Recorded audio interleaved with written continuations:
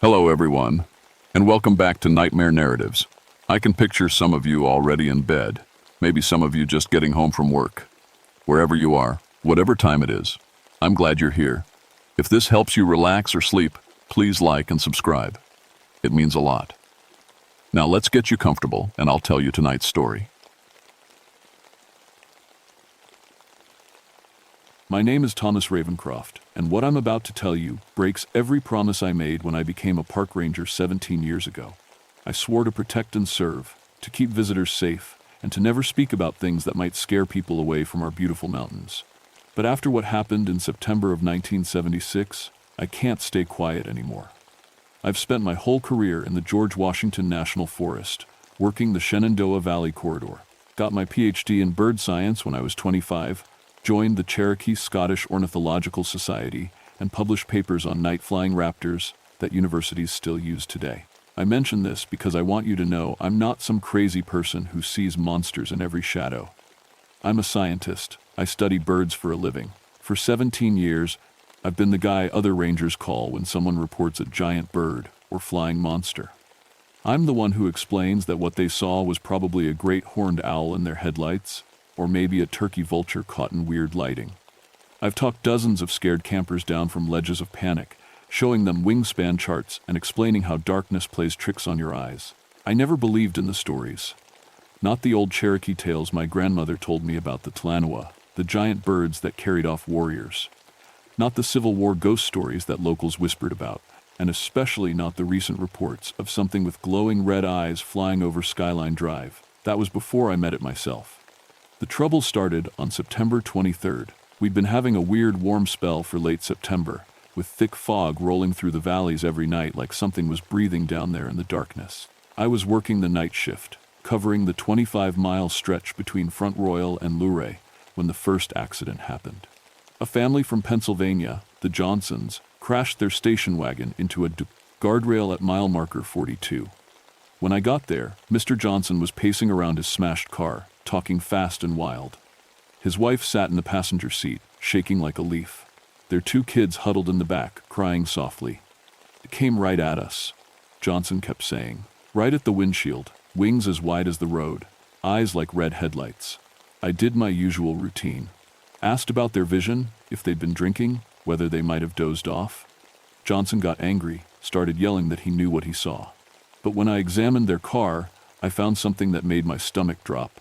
Deep scratches ran across the roof. 4 parallel gouges in the metal, each about an inch apart. They started at the windshield and dragged back toward the trunk, like something with claws had grabbed the car and tried to lift it. I'd seen plenty of animal damage before. Bears leave different marks. Eagles and hawks have talons, but nothing big enough to make gouges like these. I measured them with my ruler and checked my field guides. No bird in North America has a talon spread that wide. I wrote it up as unknown wildlife encounter and forgot about it. That was my first mistake. 3 nights later, it happened again. Then again. By the end of the week, we had 5 separate incidents. Different families, different times of night, but always the same story. Something huge, flying at their cars, red eyes, wings that blocked out the sky, and always those claw marks on the roofs. My supervisor, Captain Reynolds, called me into his office on October 1st. "Tom, we've got a problem. These accident reports are getting attention from Richmond. The governor's office is asking questions. Tourism board is worried. I need you to figure out what's really happening out there." I grabbed my gear that night: night vision goggles, trail cameras, my bird identification books, and a thermos of coffee. If there was a large raptor causing these accidents, I was going to find it and relocate it. Simple as that. I set up at mile marker 42, where the first accident happened. The fog was rolling in thick, and the temperature had dropped 10 degrees since sunset. I put on my night vision goggles and settled in to wait. That's when I noticed the silence. In 17 years of night surveys, I'd never heard the mountains so quiet. No owl calls, no rustling in the underbrush, no insects buzzing. Even the wind had stopped. It was like someone had turned off all the sound in the world except my own breathing and heartbeat. My radio crackled. "Unit 7, this is base. Do you copy?" I grabbed the handset. "This is Ravencroft. Go ahead." "Tom, we've got a problem. Janet Morrison missed her check-in. She was supposed to radio in from the Thornton Gap area at 11:30. It's now past midnight. Janet was a good ranger, 10 years experience, never missed a check-in, never took unnecessary risks. If she wasn't answering her radio, something was wrong. "I'm heading that way," I said, packing up my equipment.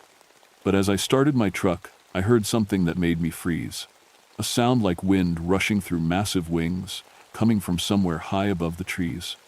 I looked up through my windshield, but saw only darkness and fog. The sound faded into the distance, heading north toward Thornton Gap, toward where Janet was supposed to be. The drive to Thornton Gap usually takes 20 minutes on the winding mountain roads. I made it in 12, pushing my truck as fast as I dared through the fog. My headlights barely cut 10 feet ahead, and the silence followed me the whole way. Even my engine seemed quieter than usual, like the mountains were swallowing every sound. I found Janet's patrol car at the Thornton Gap overlook, doors closed, engine running, headlights still on. No sign of Janet anywhere. I grabbed my flashlight and walked around the vehicle. The driver's door was unlocked, keys still in the ignition. Janet's radio sat on the passenger seat, the handset dangling by its cord. When I picked it up and pressed the talk button, nothing happened. The radio was dead, even though the car's electrical system was working fine. "Janet!" I called out. My voice echoed off the rocks and disappeared into the fog. "Janet Morrison!" No answer. I followed standard search protocol, walking in expanding circles around the car. Janet's flashlight was on the ground about 20 feet away. The lens cracked, the bulb burned out. Next to it, I found her ranger hat. That's when I saw the first footprint. It was pressed deep into the soft earth near the cliff edge, but it wasn't human. Too big, too wide, with what looked like claw marks at the front. I knelt down and shined my light on it. The print was nearly a foot long and shaped like a bird's foot, but no bird I knew walked on the ground with feet that size. I was taking measurements when I heard the wing sound again, closer this time, just above the tree line. I looked up and saw something that made my blood turn cold. A shadow passed between me and the low-hanging clouds. It was massive, easily 15 feet from wingtip to wingtip, moving in a way that no aircraft could. It banked and turned like a living thing, circling the overlook twice before disappearing back into the fog. I grabbed my radio and tried to call for backup, but got only static. The fog seemed to be getting thicker, pressing down on the mountain like a heavy blanket. My truck's headlights looked dimmer than before, as if the light itself was being absorbed by the darkness. Something crunched in the woods behind me. I spun around, flashlight beam cutting through the fog. "Janet, is that you?" More sounds. Heavy footsteps, but wrong somehow. Too spaced apart, like whatever was making them had a much longer stride than a human. And between the footsteps, a scraping noise, like something being dragged across the ground. I drew my service weapon and clicked off the safety. "This is Ranger Ravencroft. Identify yourself." The footsteps stopped. For a long moment, the only sound was my own rapid breathing and the quiet hum of Janet's patrol car. Then I heard something that made my skin crawl. A low, rumbling sound, almost like a cat purring, but much deeper and longer.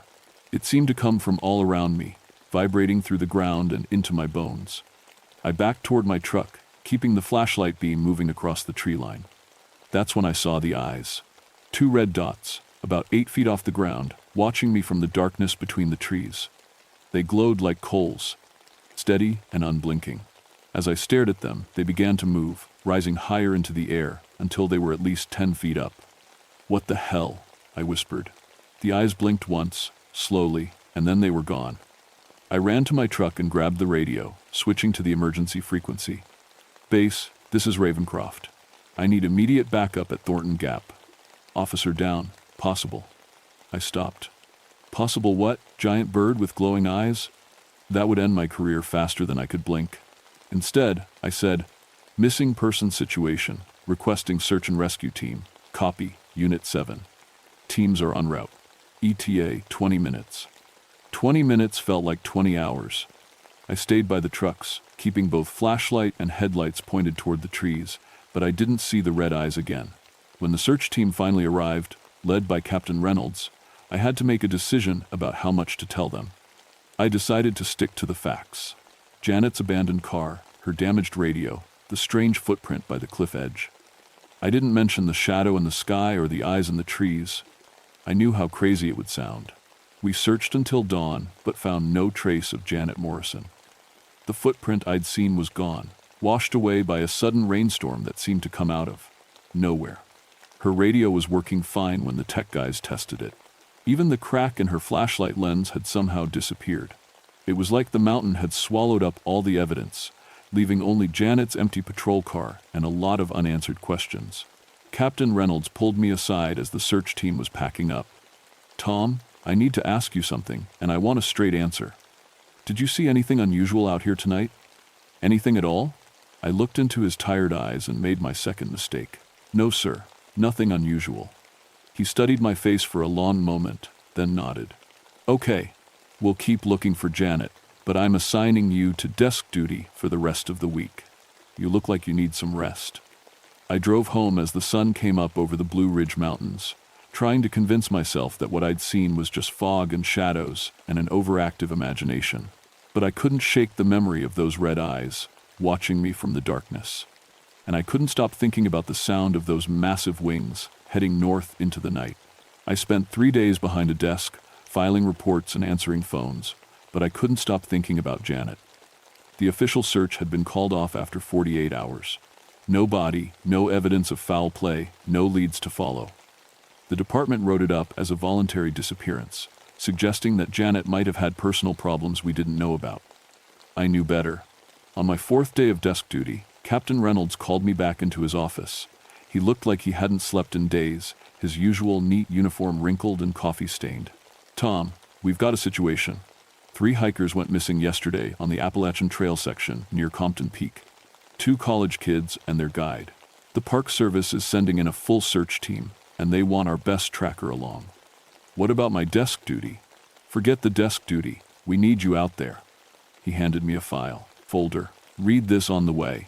And Tom, I want you to know that if you see anything at all that seems off, you report it immediately, no matter how crazy it sounds."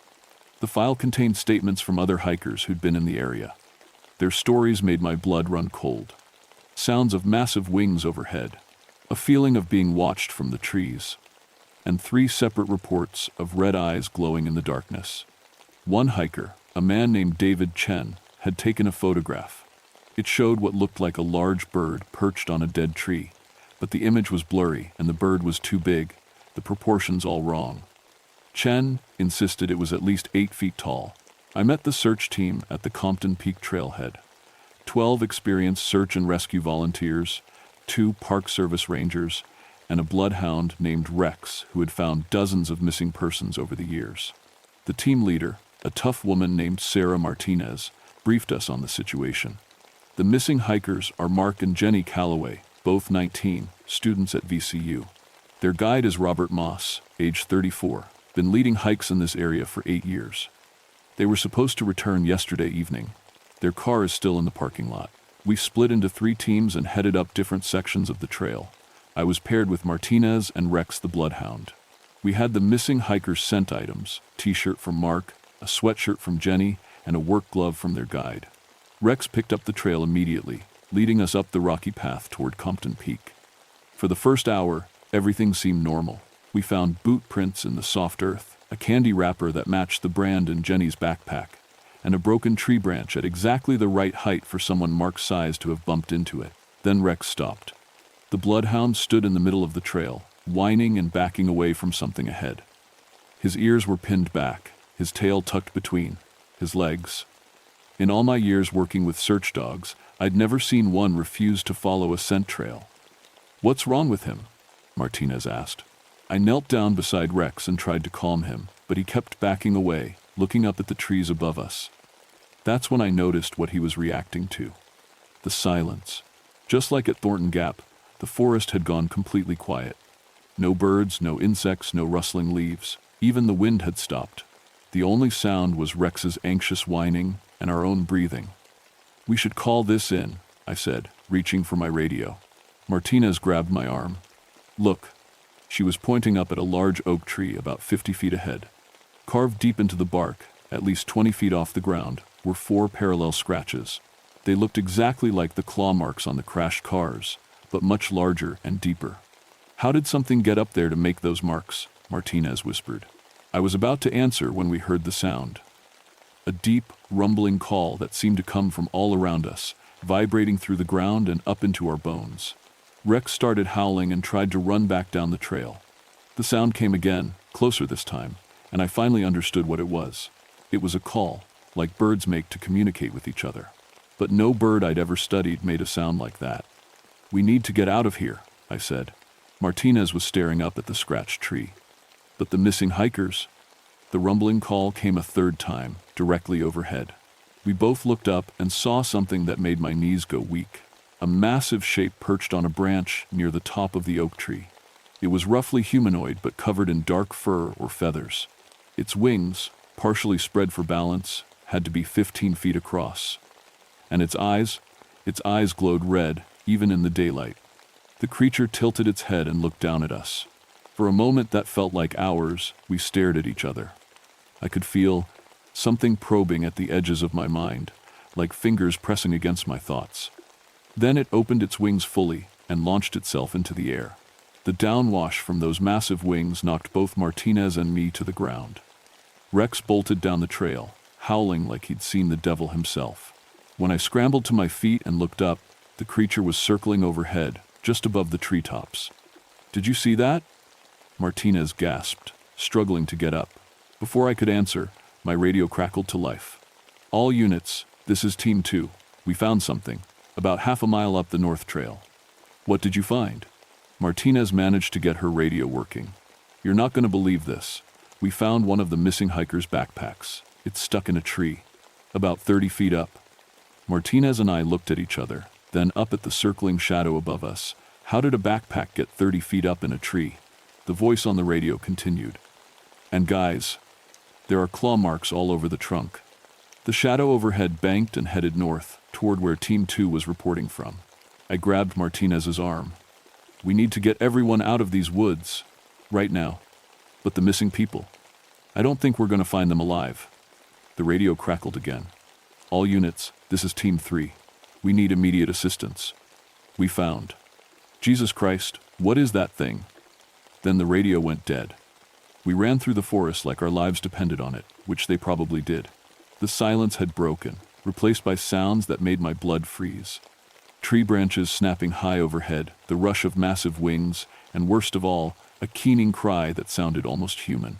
When we reached the coordinates where Team 3 had been searching, we found their equipment scattered across a small clearing. Radios smashed, backpacks torn open, contents spread everywhere. But no sign of the 3-person team. Martinez was checking her radio when I saw them. More of those impossible footprints, pressed deep into the earth around the clearing. But these were different from the ones I'd found at Thornton Gap. These looked like they'd been made by something walking upright, like a person, but with clawed feet and a stride twice as long as any human could manage. The prints led to the base of a massive pine tree. Looking up, I could see broken branches all the way to the top, like something very heavy had climbed up using the limbs as a ladder. "Martinez," I called softly. "Look at this." She came over and followed my gaze upward. High in the canopy, maybe 60 feet up, something was moving among the branches. It was too dark to see clearly, but I caught glimpses of red eyes and the outline of folded wings. "It's watching us," she whispered. That's when I realized what had been bothering me about the missing people. The bloodhound had followed their scent to a certain point, then refused to go further. The backpack in the tree, the scattered equipment. The creature wasn't just killing people, it was taking them somewhere. "We need to get out of here and call for backup," Martinez said, backing toward the trail. I started to follow her, but something made me stop. A sound, faint but unmistakable, a human voice calling for help. "Did you hear that?" Martinez stopped. "Hear what?" The voice came again. Definitely human, definitely in distress. It seemed to be coming from above us, from the direction of the red eyes in the tree. "Someone's still alive up there," I said. "Tom, no, we need to get help." But I was already moving toward the base of the pine tree. The voice called out again, clearer this time. "Help me, please." It sounded like a young woman. Jenny Calloway, maybe, one of the missing college students. I found handholds in the rough bark and started climbing. The tree was easier to scale than I'd expected. The thing that had gone up before me had broken enough branches to create a natural ladder. 20 feet up, then 40, then 50. "Tom, get down from there." Martinez called from below. I ignored her and kept climbing. The voice was getting clearer. "Please, help me. I can't get down." At 60 feet, I reached a thick cluster of branches that formed a natural platform. And there, huddled against the trunk, was Jenny Calloway. She was alive, but barely. Scratches covered her arms and face, her clothes were torn, and she was shaking uncontrollably. When she saw me, she started crying. "Oh God, thank you," she sobbed. "I thought I was going to die up here." "Jenny, I'm Ranger Ravencroft. Can you tell me what happened? Where are Mark and your guide?" Her face went pale. "It took them. The thing with the red eyes, it carried them away." "How did you get up here?" "It brought me here too, but I think it was saving me for last." It kept coming back, looking at me, like it was deciding what to do. A chill ran down my spine. "Jenny, we need to get you down from here right now." I started to help her toward the broken branches we could use as a ladder, but she grabbed my arm. "It's coming back," she whispered. "I can feel it watching us." That's when I heard the wings again, much closer this time. The sound of something large moving through the air, heading straight for our tree. "Climb down," I told Jenny. "Fast as you can." She started down the makeshift ladder, but she was weak and scared, moving too slowly. The wing sounds were getting louder, accompanied by that deep, rumbling call I'd heard before. I looked up through the canopy and saw it coming. A massive shape blotting out the sky, red eyes fixed on our tree. It was moving with purpose, like a hawk diving for prey. "Faster!" I shouted to Jenny. She was only 30 feet down when the creature reached us. It landed on the branches above my head with enough force to shake the entire tree. Up close, I could see it clearly for the first time. It was about 8 feet tall, covered in dark fur that looked almost like feathers in the dim light. Its body was humanoid but wrong, too thin, too angular, with arms that were too long and ended in hands with curved claws. Its face was the worst part, almost human, but with large, lidless red eyes that seemed to glow from within. The creature looked down at me and made that rumbling sound again. This time, I felt something else with it, a pressure in my head, like someone trying to push thoughts into my brain. Asterisk. "You should not have come here." Asterisk, a voice said inside my mind. Not words, exactly, but meaning that bypassed my ears and went straight to my thoughts. I nearly fell off the tree in shock. The thing was talking to me telepathically. Asterisk, the girl was meant for me. Asterisk, the voice continued. Asterisk, as were the others. You interfere with something you do not understand. Asterisk, let her go. I said out loud, surprised that my voice worked. Take me instead. The creature tilted its head, studying me with those burning red eyes. Asterisk, you are different. You have the sight. That is why you can hear me. Asterisk, I don't know what you're talking about. Just let the girl go. Without warning, the creature reached down and grabbed me with one clawed hand. Its grip was incredibly strong, like being caught in a steel trap. It lifted me up off the branches as easily as I might lift a child. Asterisk, you want to understand? Then see. Asterisk, the world exploded into visions. I saw Skyline Drive as it would be in 2 months, a massive bridge collapse during rush hour, cars and trucks tumbling into the valley below, dozens of people screaming, dying, trapped in twisted metal. The date flashed in my mind, December 15th, 1976. Then more visions. A mine collapse in West Virginia, a dam failure in North Carolina, a terrible fire in a Virginia apartment building. All connected somehow, all part of the pattern I couldn't quite grasp. Asterisk, I am the herald. Asterisk, the voice said. Asterisk, I appear when great tragedy approaches. I choose those who can see, who can warn others. The Cherokee knew this. They called me Tlanua, the messenger of sorrow.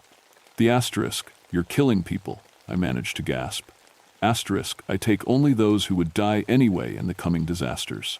Their sacrifice allows me to show the truth to chosen ones like you. You will warn people about the bridge. You will save hundreds of lives. Asterisk. The visions intensified. I saw myself in the weeks to come, frantically trying to convince authorities about the bridge collapse. I saw the disbelief in their eyes, the way they would dismiss me as crazy. But I also saw a few people who would listen, who would avoid the bridge on December 15th because of my warnings. Asterisk. This is your burden now. Asterisk, the creature said. Asterisk. You have seen the future. You cannot unsee it. Asterisk. Then it released me. I fell through the branches, bouncing off limbs and scraping against bark until I hit the ground hard enough to knock the wind out of me. Above, I could hear Jenny screaming as the creature carried her away into the darkening sky. Martinez found me 20 minutes later, unconscious and bleeding from a dozen cuts and scrapes. I woke up in the University of Virginia Medical Center 3 days later. Captain Reynolds was sitting in a chair beside my bed, reading a newspaper. When he saw my eyes open, he folded the paper and leaned forward. "Welcome back, Tom. You've been out for a while." "Jenny Calloway," I said, my throat dry and raw. "Did you find her?" Reynolds shook his head. "No sign of her or the others. The official report says you fell from a tree during the search. 60 feet, they estimate. You're lucky to be alive." "That's not what happened." "I know." He pulled his chair closer to the bed. "Martinez told me what she saw. The thing in the tree, the red eyes, you talking to it before it grabbed you.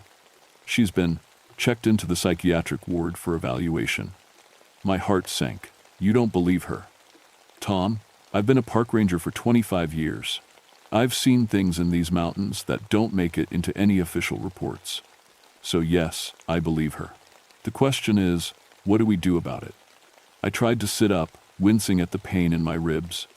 "There's going to be a bridge collapse on Skyline Drive. December 15th. During rush hour. Dozens of people are going to die unless we do something." Reynolds stared at me for a long moment. "How do you know that?" "It showed me, the creature. It called itself a herald, said it appears before tragedies to choose people who can warn others." "Tom, I know how it sounds, but you have to believe me. People are going to die." Reynolds was quiet for several minutes, just watching my face. "Finally," he said, "the FBI was here yesterday. They're taking over the investigation into the missing hikers. They've classified the whole thing and transferred jurisdiction away from the Park Service." "What does that mean?" "It means we're not supposed to talk about what happened.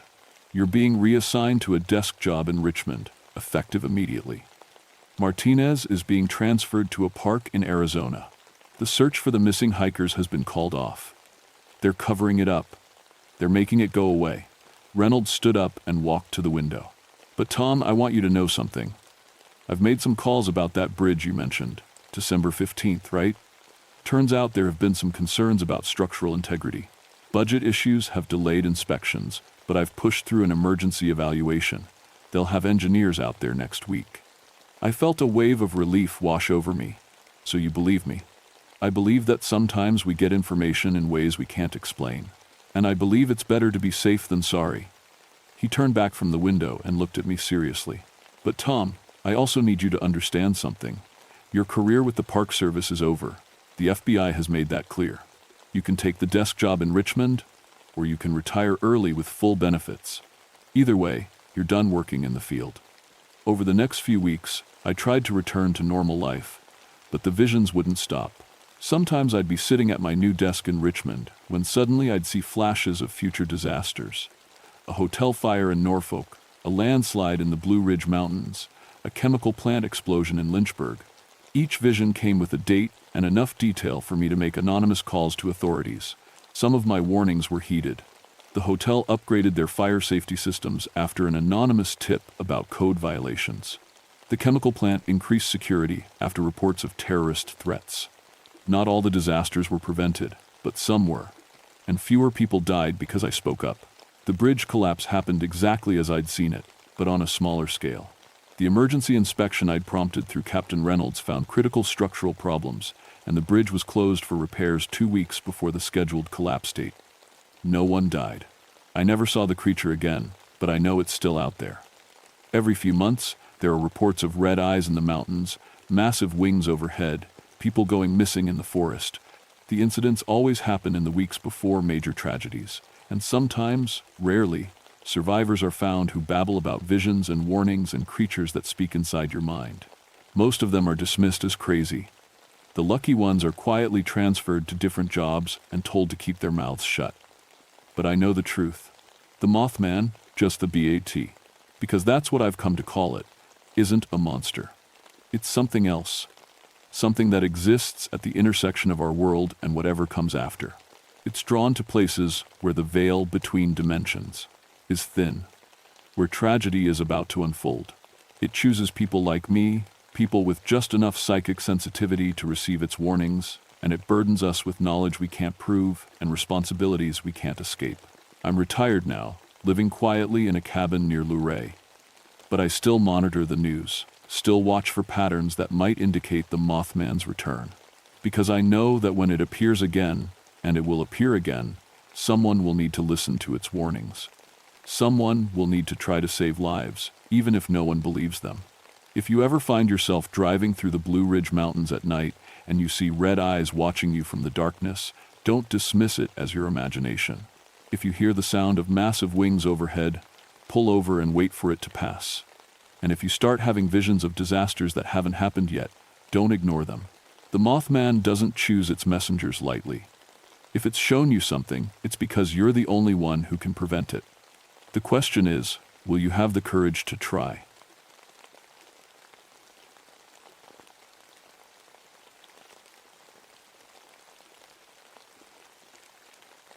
My name is Isaac Mountain Hawk. I've been a park ranger for 21 years, and I've pulled more than 200 people out of caves. I know these mountains better than my own backyard. The Red River Gorge in Kentucky has been my home since I was born, just like my daddy and his daddy before him. People think being a ranger is just sitting around watching trees grow. They don't know about the cave rescues at 2 a.m., or the times you have to crawl through spaces smaller than a washing machine to reach someone who's hurt bad. I'm good at what I do because I stay calm and I don't believe in fairy tales. Never believed in devils either. Just dangerous rocks and stupid people. November 15th, 1983 started like any other day. Cold morning, ice storm coming in fast. I was drinking coffee in the ranger station when the phone rang. Sarah, our dispatcher, looked worried when she hung up. "We got 6 missing cavers," she said. "Spelunking club from the university. They were supposed to check in yesterday at 4 p.m. "Which cave system?" I asked, already reaching for my gear. "Devil's Backbone Ridge, the new cave they found last month." I stopped. Devil's Backbone was bad news, even on good days. Sandstone cliffs 400 feet high, limestone caves that went deeper than anyone had mapped. The Cherokee used to say that ridge was cursed, but I figured they just knew dangerous ground when they saw it. "Who's going with me?" I asked. "Danny Fletcher and Mike Torres. State Police cave team is 2 hours out." Danny was young but smart, good with ropes, and didn't panic easy. Mike had been caving for 15 years. Solid guys, both of them. We'd need to be solid for this one. The drive up to Devil's Backbone took 45 minutes on winding mountain roads. Ice was already making the asphalt slick. Danny sat in the passenger seat checking our gear, while Mike rode in back with the rescue equipment. "You ever been in that new cave?" Danny asked. "Nope. State geologist marked it last month but said it needed proper survey work first." "Maybe that's why they got in trouble," Mike said. "College kids don't know when to turn around." When we reached the trailhead, I could see the cave entrance about 200 yards up the ridge. Dark hole in the rock face, maybe 6 feet wide. The missing cavers had left their camp set up below. 6 tents, cooking gear, food still in coolers. Everything neat and organized. These weren't sloppy kids. We hiked up to the cave entrance, and I got my first look at something that made me stop cold. The rock around the opening was blackened, like from an explosion, but the blast marks pointed outward, like something had blown up from inside the cave. "What do you make of that?" Danny asked, running his hand over the charred stone. "Maybe they were using carbide lamps," I said, but I didn't believe it. I'd seen carbide accidents before. This was different. The burns went deep into solid rock. We switched on our headlamps and checked our equipment one more time. 3-point climbing harnesses, 200 feet of dynamic rope, first aid kit, and radio that would work maybe 50 feet into the cave before the rock blocked the signal. The temperature hit me as soon as we stepped inside. Should have been maybe 55 degrees, same as it always was in Kentucky caves. Instead, it felt like 75, maybe 80. Warm air was flowing up from deep in the cave, carrying a smell I couldn't place. Sweet and rotten at the same time. Feels like a sauna in here, Mike said, already sweating. Could be a hot spring somewhere down below, I said. But I'd never heard of any hot springs in this part of Kentucky. We called out for the missing cavers as we moved deeper. Our voices echoed weird in the passages, like the rock was swallowing the sound. After about 100 feet, the cave split into 3 tunnels. We found the first clue there, a piece of torn fabric stuck on a rock edge. Blue nylon, probably from someone's jacket. They went left, Danny said, pointing to boot prints in the soft cave dirt. We followed the left tunnel as it curved down and to the right. The walls got closer together, and I had to duck my head in places. 21 years of caving, and I still didn't like tight spaces much. But the warm air kept flowing past us, which meant the tunnel opened up somewhere ahead. That's when we found the first one, Jenny Martinez, 19 years old according to her student ID. She was sitting against the cave wall like she'd decided to take a rest and never woke up. No injuries I could see, no blood. She looked peaceful except for her eyes. They were wide open, staring at something that wasn't there. Mike checked for a pulse while I looked around for clues. Her gear was scattered like she'd thrown it aside in a hurry. Rope, helmet, water bottle. But her headlamp was missing. She's been dead maybe 12 hours, Mike said quietly. No obvious cause. Heart attack? Danny asked. Maybe. But look at her hands. Jenny's fingers were clawed like she'd been digging at something. Her nails were broken and bloody. But there was nothing to dig at except solid stone. I was starting to get that feeling you get when something's very wrong, but you can't put your finger on what. The warm air, the blast marks, the way sounds echoed strange. And now a dead college girl with no clear reason why. We need to find the others and get out of here, I said. This place doesn't feel right. That's when Danny started screaming. Danny's scream cut through the cave like a knife. Mike and I spun around to see him backing against the wall, staring at his hands. He'd been holding his headlamp, checking the battery. Now the light was dim and flickering like it was dying. The light, he whispered. It's getting eaten. I looked at my own headlamp. Full battery when we came in, but now the beam was weak and yellow. Mike's was doing the same thing. Batteries can fail, I said, trying to keep everyone calm. We got spares. But when Danny pulled out a fresh battery, it was dead too. Stone cold dead, like something had drained all the power right out of it. That's not possible, Mike said. He was a practical guy, worked as an electrician when he wasn't caving. Batteries don't just die sitting in a pack. We had maybe 20 minutes of dim light left between the 3 of us. In normal caves, that would be plenty of time to get out. But we still hadn't found 5 missing cavers, and I was starting to think they might be deeper than we'd hoped. We keep looking, I decided, but we stay close and we move fast. The tunnel kept going down, and the walls started to change. Instead of rough limestone, the rock became smooth. Too smooth, like something had worn it down by passing over it again and again. The warm air got stronger, and with it came that sweet rotten smell. Smells like flowers, Danny said. Dead flowers. I knew that smell now. It was the same thing you smelled around old battlefields, places where lots of people had died. But what would cause that smell deep in a cave? We found the second body in a wider chamber, maybe 300 feet from the entrance. Tom Bradley, the group leader, according to his registration card. He was face down in the middle of the floor, and he'd been there longer than Jenny. When Mike turned him over, we saw why. Tom's chest was caved in like something heavy had stepped on him. But the strangest part was his face. He looked terrified, but also surprised, like he couldn't believe what he was seeing even as it killed him. What could do that? Danny asked. His voice was shaky now. I looked around the chamber with my dying headlamp. The floor was dirt and small rocks, normal cave stuff. But there were marks in the dirt that made me cold all over. Long scrapes in the ground, too wide to be from boots or any tool I knew. And they were fresh. Something big was here, I said. Something that drags when it moves. Mike was checking Tom's gear when he found something that made everything worse. The rope was cut, but not with a knife. The ends were burned through, like they'd been dipped in acid. His rope was dissolved, Mike said, showing us the burned ends. What kind of acid could do this? Maybe there's a chemical leak somewhere, I said, but I didn't believe it. There were no mines or factories for 50 miles. That's when we heard it. A sound from deeper in the cave, low and rumbling like a train far away. But trains don't hiss like angry cats, and they don't make the ground shake under your feet. Danny grabbed my arm. We need to leave, right now. I wanted to agree with him. Every instinct I had was screaming to get out of that cave. But there were still 4 people missing, and I couldn't leave them behind. Not if there was any chance they were still alive. One more chamber, I said. If we don't find them in the next chamber, we go back for help. The tunnel kept going down, twisting left and right like a snake.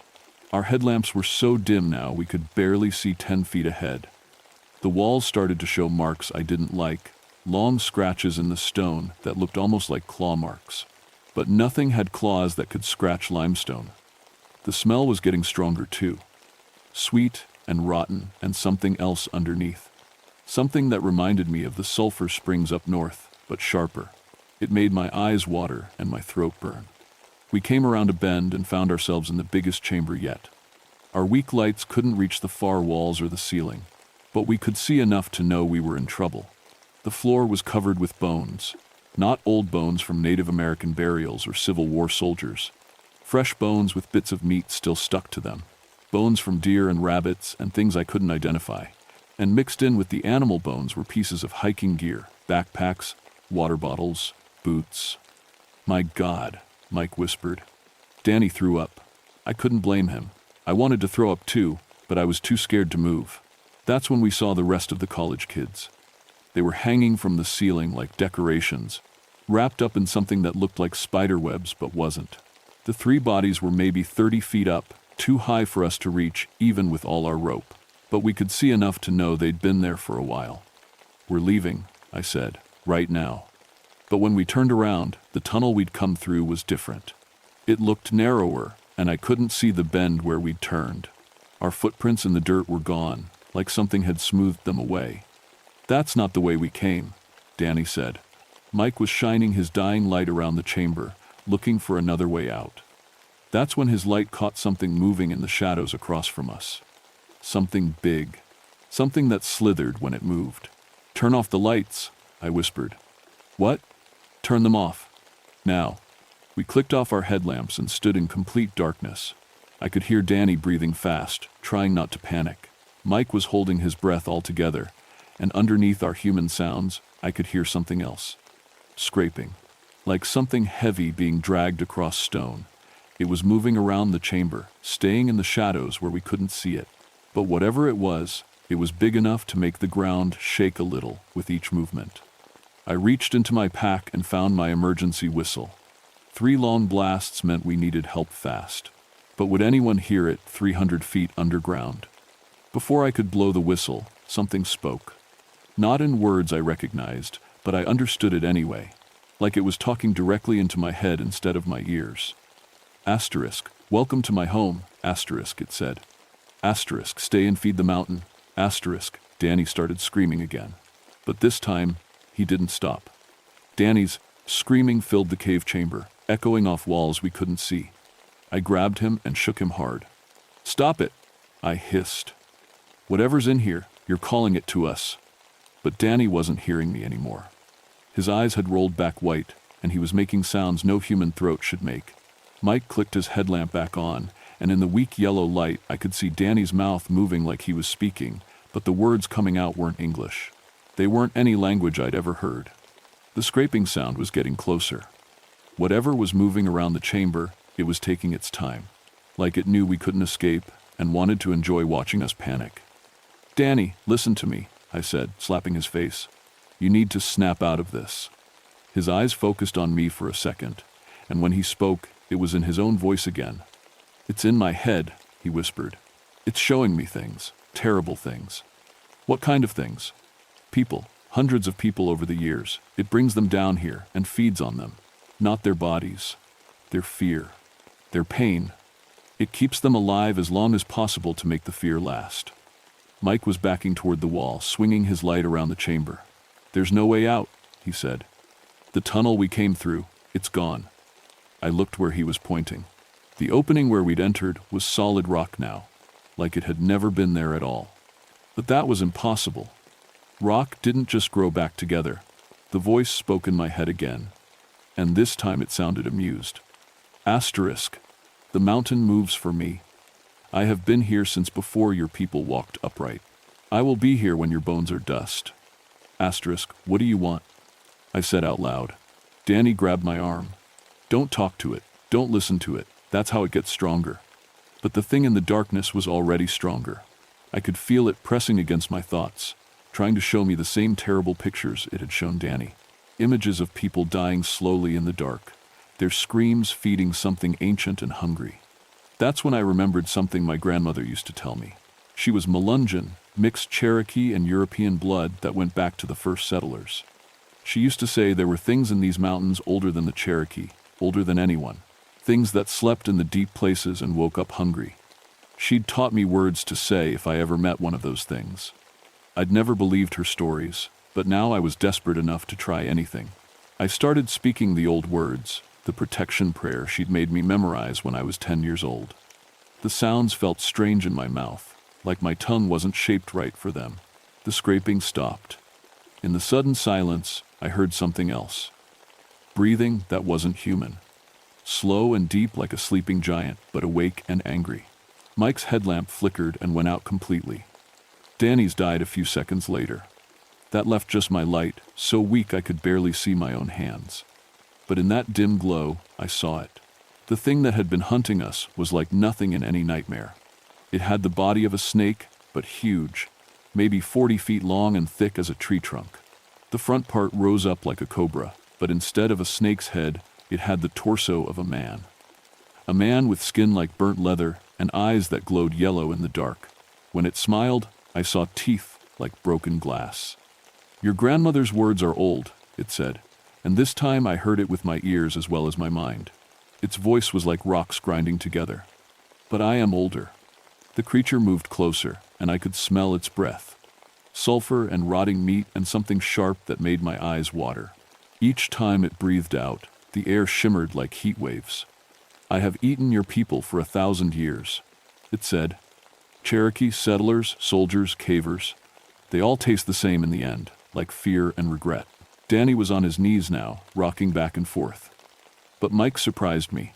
Instead of running or falling apart, he pulled something from his pack. A flare gun, the kind we used for emergencies.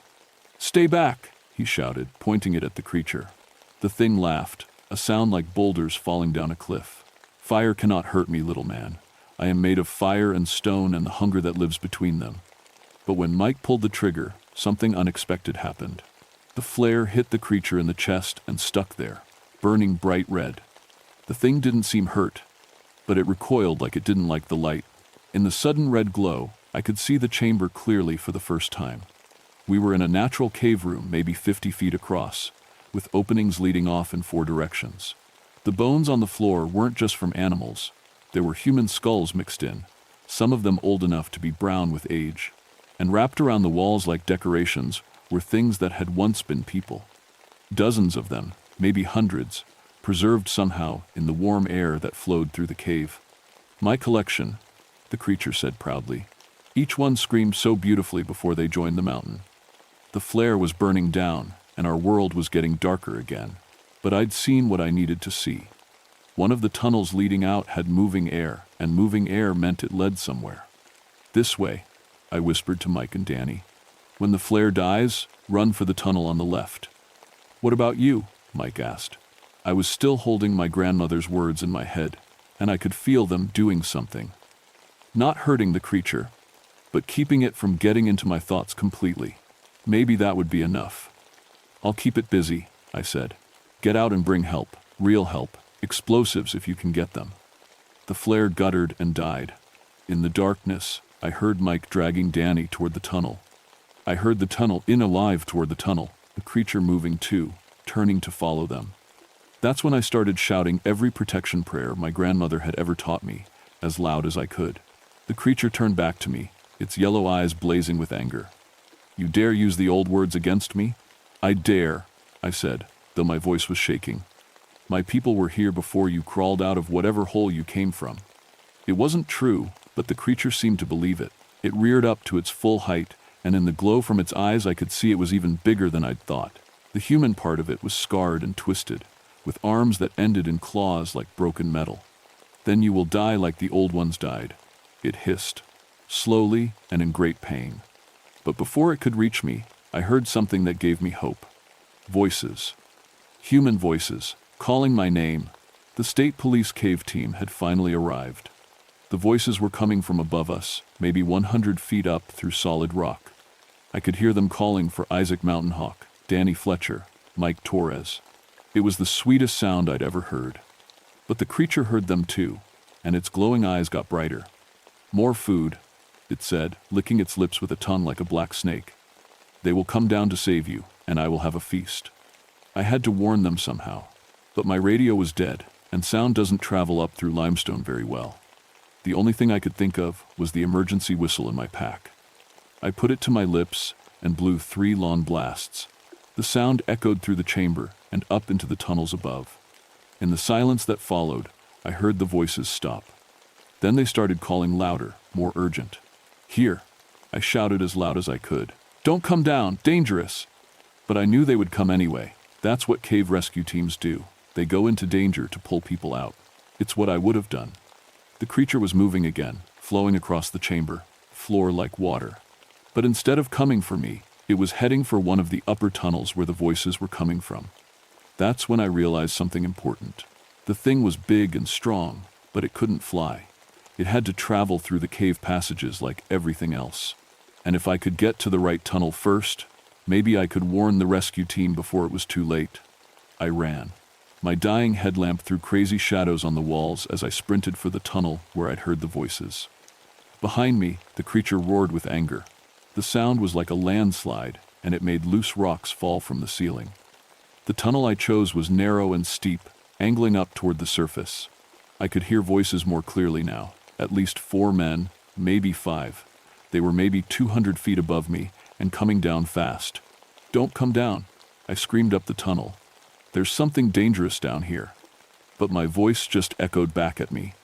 Either they couldn't hear me, or they were too far away to understand. I kept climbing, using my hands to pull myself up the steep parts. The rock was smooth here too, worn down by something that had passed this way many times over many years. I tried not to think about what had made those smooth patches. Behind me, I could hear the creature coming. It moved different in the narrow tunnel, less like flowing water and more like a freight train. The grinding sound of its body against the rock walls was getting closer. My headlamp finally died completely, leaving me in total darkness. But I kept climbing by feel, running my hands along the walls to find handholds. The tunnel was getting warmer, and I could smell fresh air mixing with the sulfur stench from below. That's when I saw lights above me. Real lights, bright and steady. The rescue team was close. "Hey!" I yelled. "Can you hear me? Isaac?" The voice belonged to Captain Morrison from the state police. "That you down there?" "Yes, but don't come any closer. There's..." The creature hit me from behind like a truck. I went flying forward, smashing into the tunnel wall hard enough to see stars. When I rolled over, it was right there above me, its yellow eyes burning in the darkness. "No more running," it hissed. But the rescue team had heard the noise. Their lights were getting brighter, and I could hear them moving fast down the tunnel toward us. "Turn around!" I screamed. "Get out of here!" Captain Morrison's voice echoed down from above. "Hold on, Isaac. We're coming." The creature smiled its terrible smile. "Yes," it said. "Come to me." That's when I made the decision that probably saved all our lives. I grabbed the creature around what passed for its waist and held on tight. "What are you doing?" it snarled, trying to shake me off. "Taking you with me," I said, and rolled sideways off the tunnel edge. We fell together into the darkness below. Not far, maybe 20 feet, but far enough to hit the chamber floor hard. The creature landed on top of me, driving all the air out of my lungs. But the impact stunned it for a few seconds, and that was enough. I rolled away and started running again, this time toward the tunnel where Mike and Danny had escaped. If I could get there, maybe I could lead the creature away from the rescue team. But the thing was faster than me, and it was angry now. Really angry. It caught up with me before I'd gone 50 feet, wrapping around my legs like a python. "Enough games," it said, lifting me up to face level. "Time to feed the mountain." I could feel its breath on my face, hot and poisonous. My vision was starting to blur, and my chest felt like it was on fire. This was how it killed people, not with claws or teeth, but with poison breath that burned you from the inside. That's when the lights hit us. 4 members of the State Police Cave Rescue Team came rappelling down into the chamber, their headlamps blazing like tiny suns. For the first time since we'd entered the cave, I could see everything clearly. The creature was even more horrible in full light. Its skin was covered with scars and burns, like it had crawled through fire to get here. Its human arms were too long and bent at wrong angles, and its face was the worst part.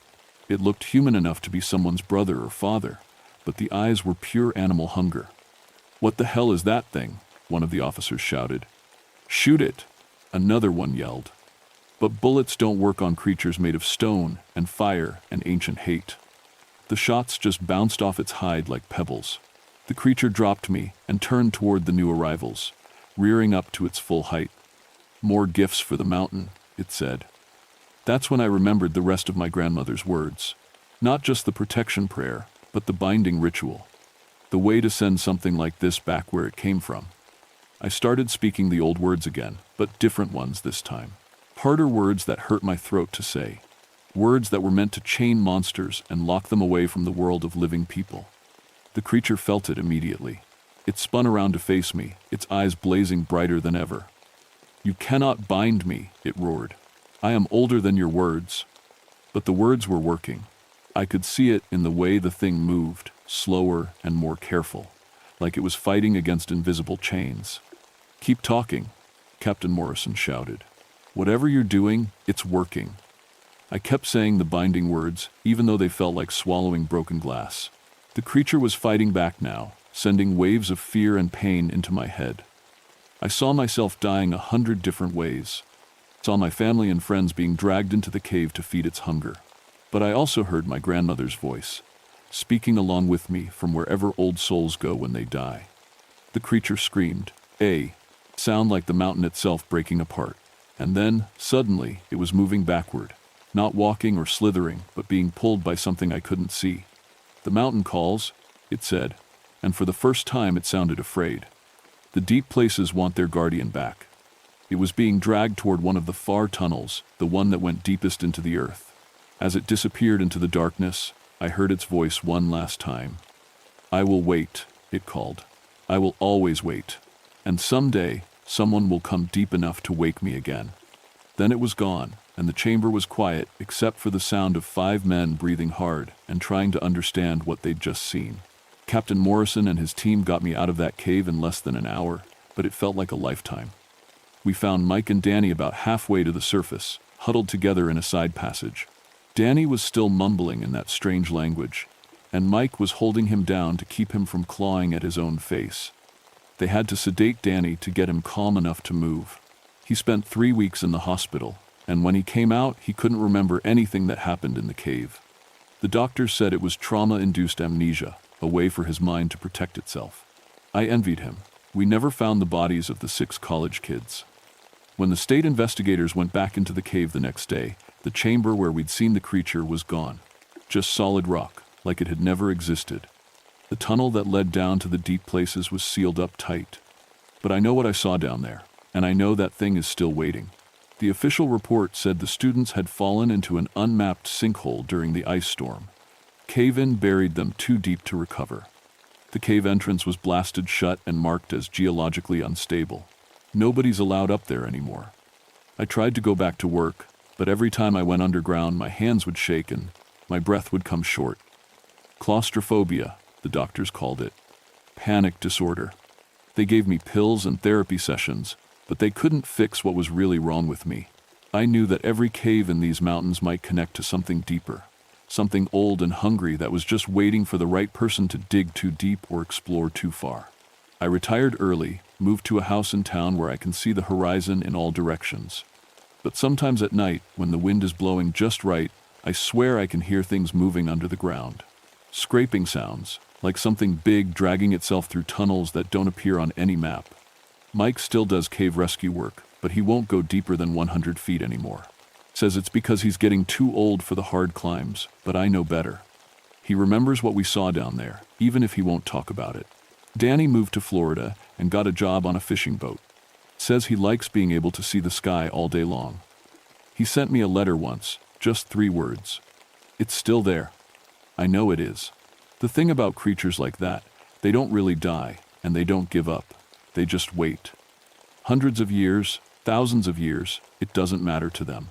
Time means nothing when you're made of stone and hunger and the darkness between the stars. So I'm telling you this story for a reason. If you're the kind of person who likes to explore caves, especially in Kentucky or Tennessee or anywhere in the Appalachians, you need to be careful. Real careful. Don't go deeper than you have to. Don't follow tunnels that feel too warm or smell like sulfur. And if you ever hear something scraping in the darkness behind you, don't stop to look. Just run. Because some places in these mountains should stay sealed. Some things that sleep in the deep places should never be woken up. And if you ever find yourself in a cave where your lights start to dim for no reason, where the walls feel smooth like something big has worn them down, where you hear voices in your head speaking words you don't understand, get out. Get out fast and don't look back. The devil's backbone is still there, marked with government signs that say, "Danger, keep out." But signs don't stop people who are curious or brave or just plain stupid. I get a call about once a year from some park ranger or state trooper asking about missing cavers in that area. I always tell them the same thing. Blast the caves shut and post guards if you have to, but don't go down there looking for bodies. Because you might find something worse than bodies. You might find something that's still hungry.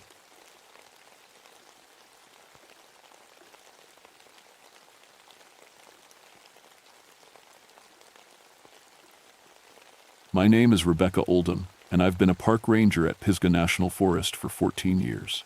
I know these North Carolina mountains like the back of my hand, every trail, every rock face, every hidden waterfall. What I didn't know was that some family stories should stay buried. I grew up hearing my grandmother's tales about mountain witches and strange happenings up on Grandfather Mountain. She'd tell me about women who could control the weather and make plants wither with a touch. Mountain magic, she called it. I got my degree in Appalachian studies and figured I knew better.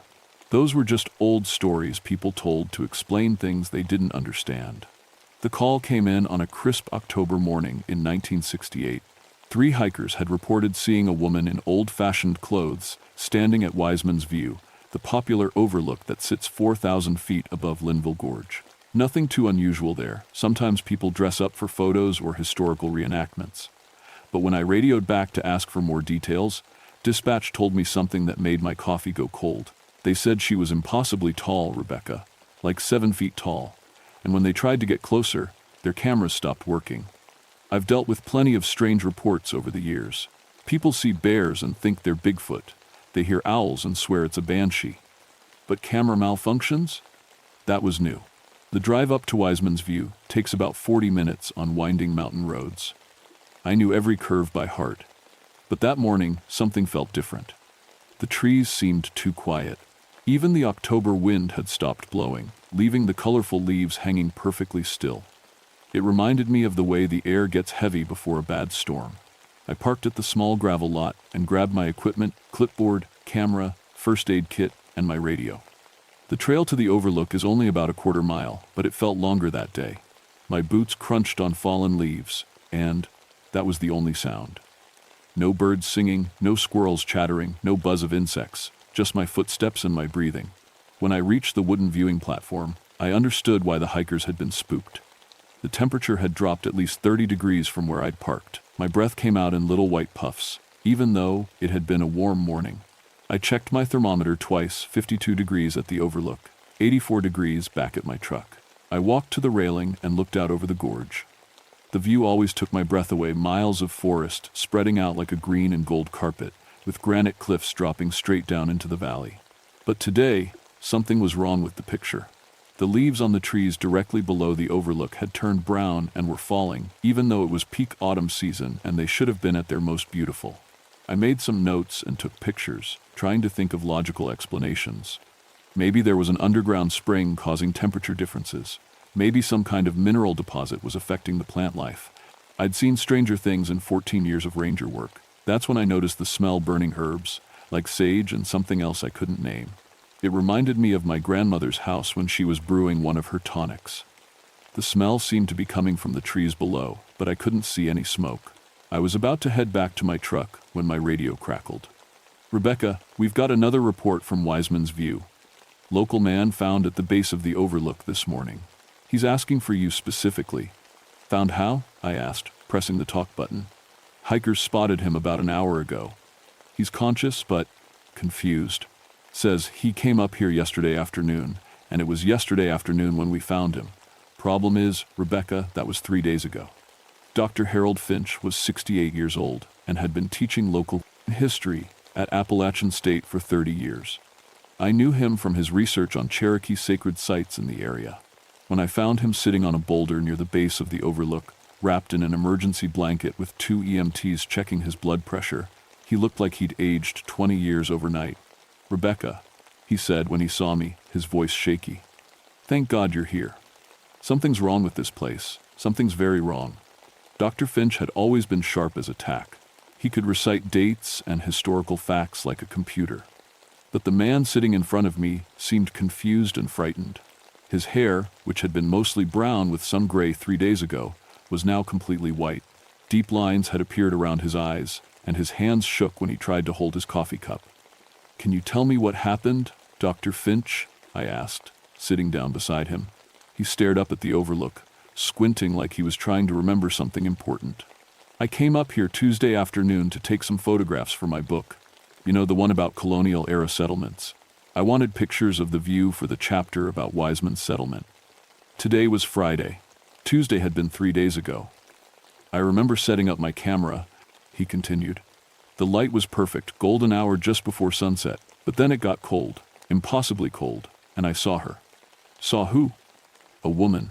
Tall, taller than any person should be. She was wearing a long gray dress, like something from the 1700s. And her eyes?" He shuddered. "Her eyes were completely black, not just dark brown, black like coal." One of the EMTs caught my attention and tapped his temple, suggesting Dr. Finch might be confused from exposure or dehydration. But I'd seen plenty of people who'd been lost in the mountains, and this felt different. "Where exactly did you see this woman?" I asked. "Doctor." Finch pointed up toward the overlook. "Right at the edge of the platform. She was just standing there, looking down at me. When I tried to take her picture, my camera died. Then my watch stopped working." He held up his wrist to show me an expensive digital watch with a blank display. "I bought this last month. It was working fine until I came up here." I helped Dr. Finch to the ambulance and watched them drive away. Then I hiked back up to the overlook, this time bringing a thermometer, a compass, and 3 different watches. I wanted to test his story about equipment malfunctions. The temperature drop was still there, even more extreme now. According to my thermometer, it was 38 degrees at the overlook and 78 degrees just 100 yards down the trail. My compass needle spun in lazy circles, unable to find magnetic north, and at exactly 4:47 p.m., all 3 of my watches stopped.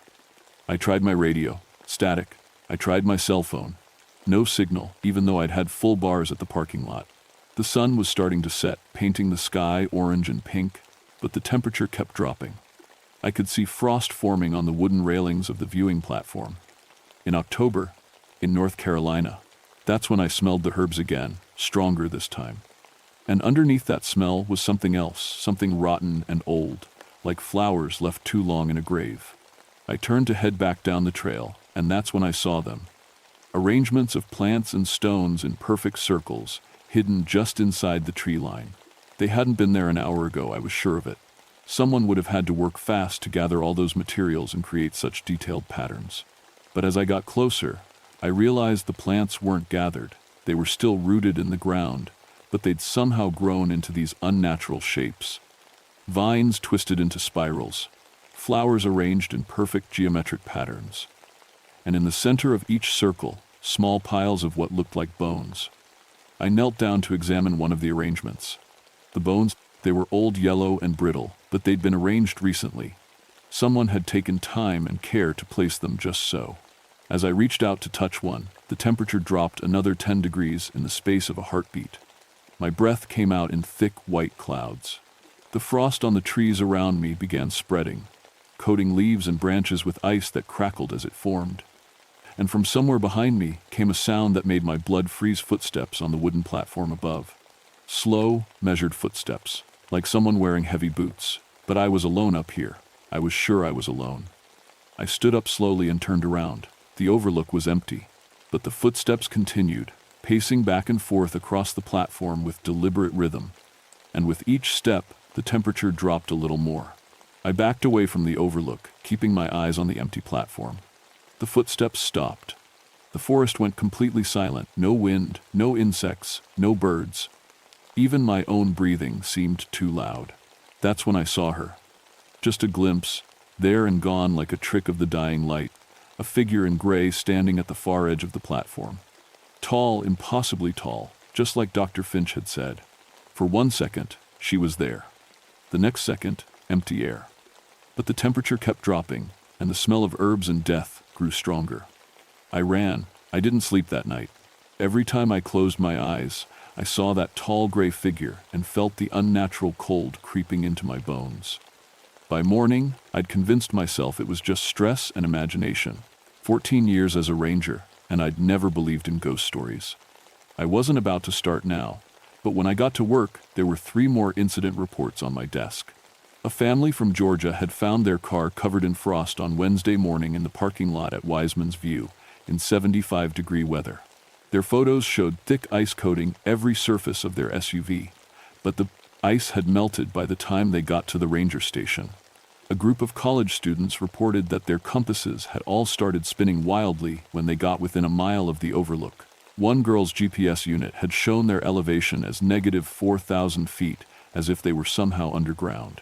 And a local man named Tom Bradley had called to report finding dead animals arranged in patterns near the trail. Looked like something made circles out of rabbits and squirrels, he'd told dispatch. All arranged neat and tidy, like someone was trying to send a message. I radioed my supervisor, Jack Morrison, and asked if I could bring in some help. "What kind of help?" he asked. "Someone who knows about local history, maybe Cherokee folklore. There's something happening up there that I can't explain with normal ranger training." Jack was quiet for a moment. "You talking about bringing in one of those ghost hunter types?" "No," I said. "I'm talking about Dr. James Whitaker from UNC. He's an anthropologist who specializes in Appalachian folklore. And maybe Joseph Crowfeather from the Cherokee Reservation. If there's some historical significance to this place that we don't know about, they might be able to help." 2 hours later, both men were sitting in my office. Dr. Whitaker was a thin, nervous man in his 50s who kept adjusting his glasses. Joseph Crowfeather was older, maybe 70, with long gray hair and calm, dark eyes that seemed to take in everything. "I've been researching these mountains for 20 years, Doctor," Whitaker said, flipping through a folder of papers. "Wiseman's View is named after a colonial settler named Jeremiah Wiseman. He built a homestead near the overlook in 1781. "What happened to him?" I asked. Dr. Whitaker exchanged a glance with Joseph. "The settlement didn't last long. According to court records, there were accusations of witchcraft in 1782. A woman named Constance Blackwood was put on trial." "Let me guess," I said, feeling a chill that had nothing to do with temperature. "She was executed at the overlook." Joseph spoke for the first time, his voice low and serious. "My great-grandfather told stories about that place. He said the Cherokee avoided it even before the white settlers came. Called it the place where the earth bleeds. Something about the land itself being wounded." "Wounded how?" "Old violence," Joseph said. "The kind that soaks into the ground and never leaves. When people are killed in anger or fear, especially innocent people, the land remembers." Dr. Whitaker pulled out a photocopy of an old document. According to the trial records, Constance Blackwood was accused of causing crop failures and livestock deaths. She was also accused of being unnaturally tall and having eyes like coal. Sound familiar? My mouth went dry. "They executed her for being tall?" "They executed her for being different," Joseph said. "And for being a woman who knew things about plants and healing that scared them. The trial lasted 1 day. They hanged her at sunset from a tree at the overlook. But here's the interesting part," Dr. Whitaker added. "The tree they hanged her from was struck by lightning that same night. Split right down the middle. And according to witness accounts, it happened during a clear, cloudless night. I thought about the impossible frost, the broken equipment, the temperature drops. You think her spirit is still there? Joseph stood up and walked to my window, looking out toward the mountains. Some spirits move on when they die. Others get trapped by strong emotions, anger, fear, injustice. If she was innocent, if she died angry and afraid, she could be bound to the place where she was killed, Dr. Whitaker finished. But why now? I asked. Why is she becoming active after almost 200 years? Joseph turned back to face me, and his expression was troubled. What's your family name, Rebecca? Oldham, Rebecca Oldham. Your grandmother's maiden name? I felt a strange cold creeping up my spine. Blackwood, Sarah Blackwood. The room went completely silent. Dr. Whitaker's face went pale, and Joseph nodded slowly like he'd expected this answer. That's why she's calling to you, Joseph said. Your family. You carry the blood of the woman they murdered. And if the old stories are true, if Constance really was a woman of power, then you might have inherited more than just her name. Before I could ask what he meant, my radio crackled. Rebecca, we've got a situation at Wiseman's View. Multiple hikers reporting equipment failures and unusual sightings. Can you get up there right away? I looked at Dr.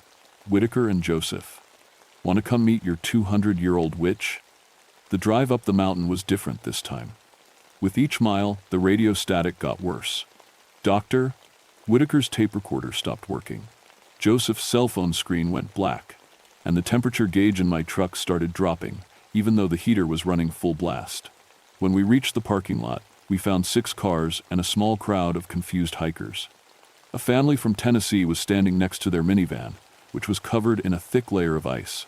A group of college kids were huddled together, sharing blankets, and an elderly couple was sitting in their car with the engine running, refusing to get out.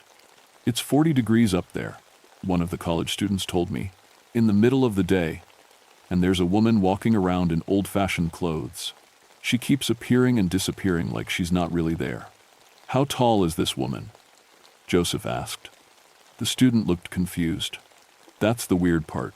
Sometimes she looks normal-sized. Sometimes she looks like she's 8 or 9 feet tall, like she's getting bigger. Joseph and Dr. Whitaker exchanged worried looks. She's getting stronger, Joseph said, quietly. The more people see her, the more afraid they become, the stronger she gets. As if summoned by his words, a scream came from the direction of the overlook. A woman's voice, high and terrified, echoing off the mountain walls. We ran.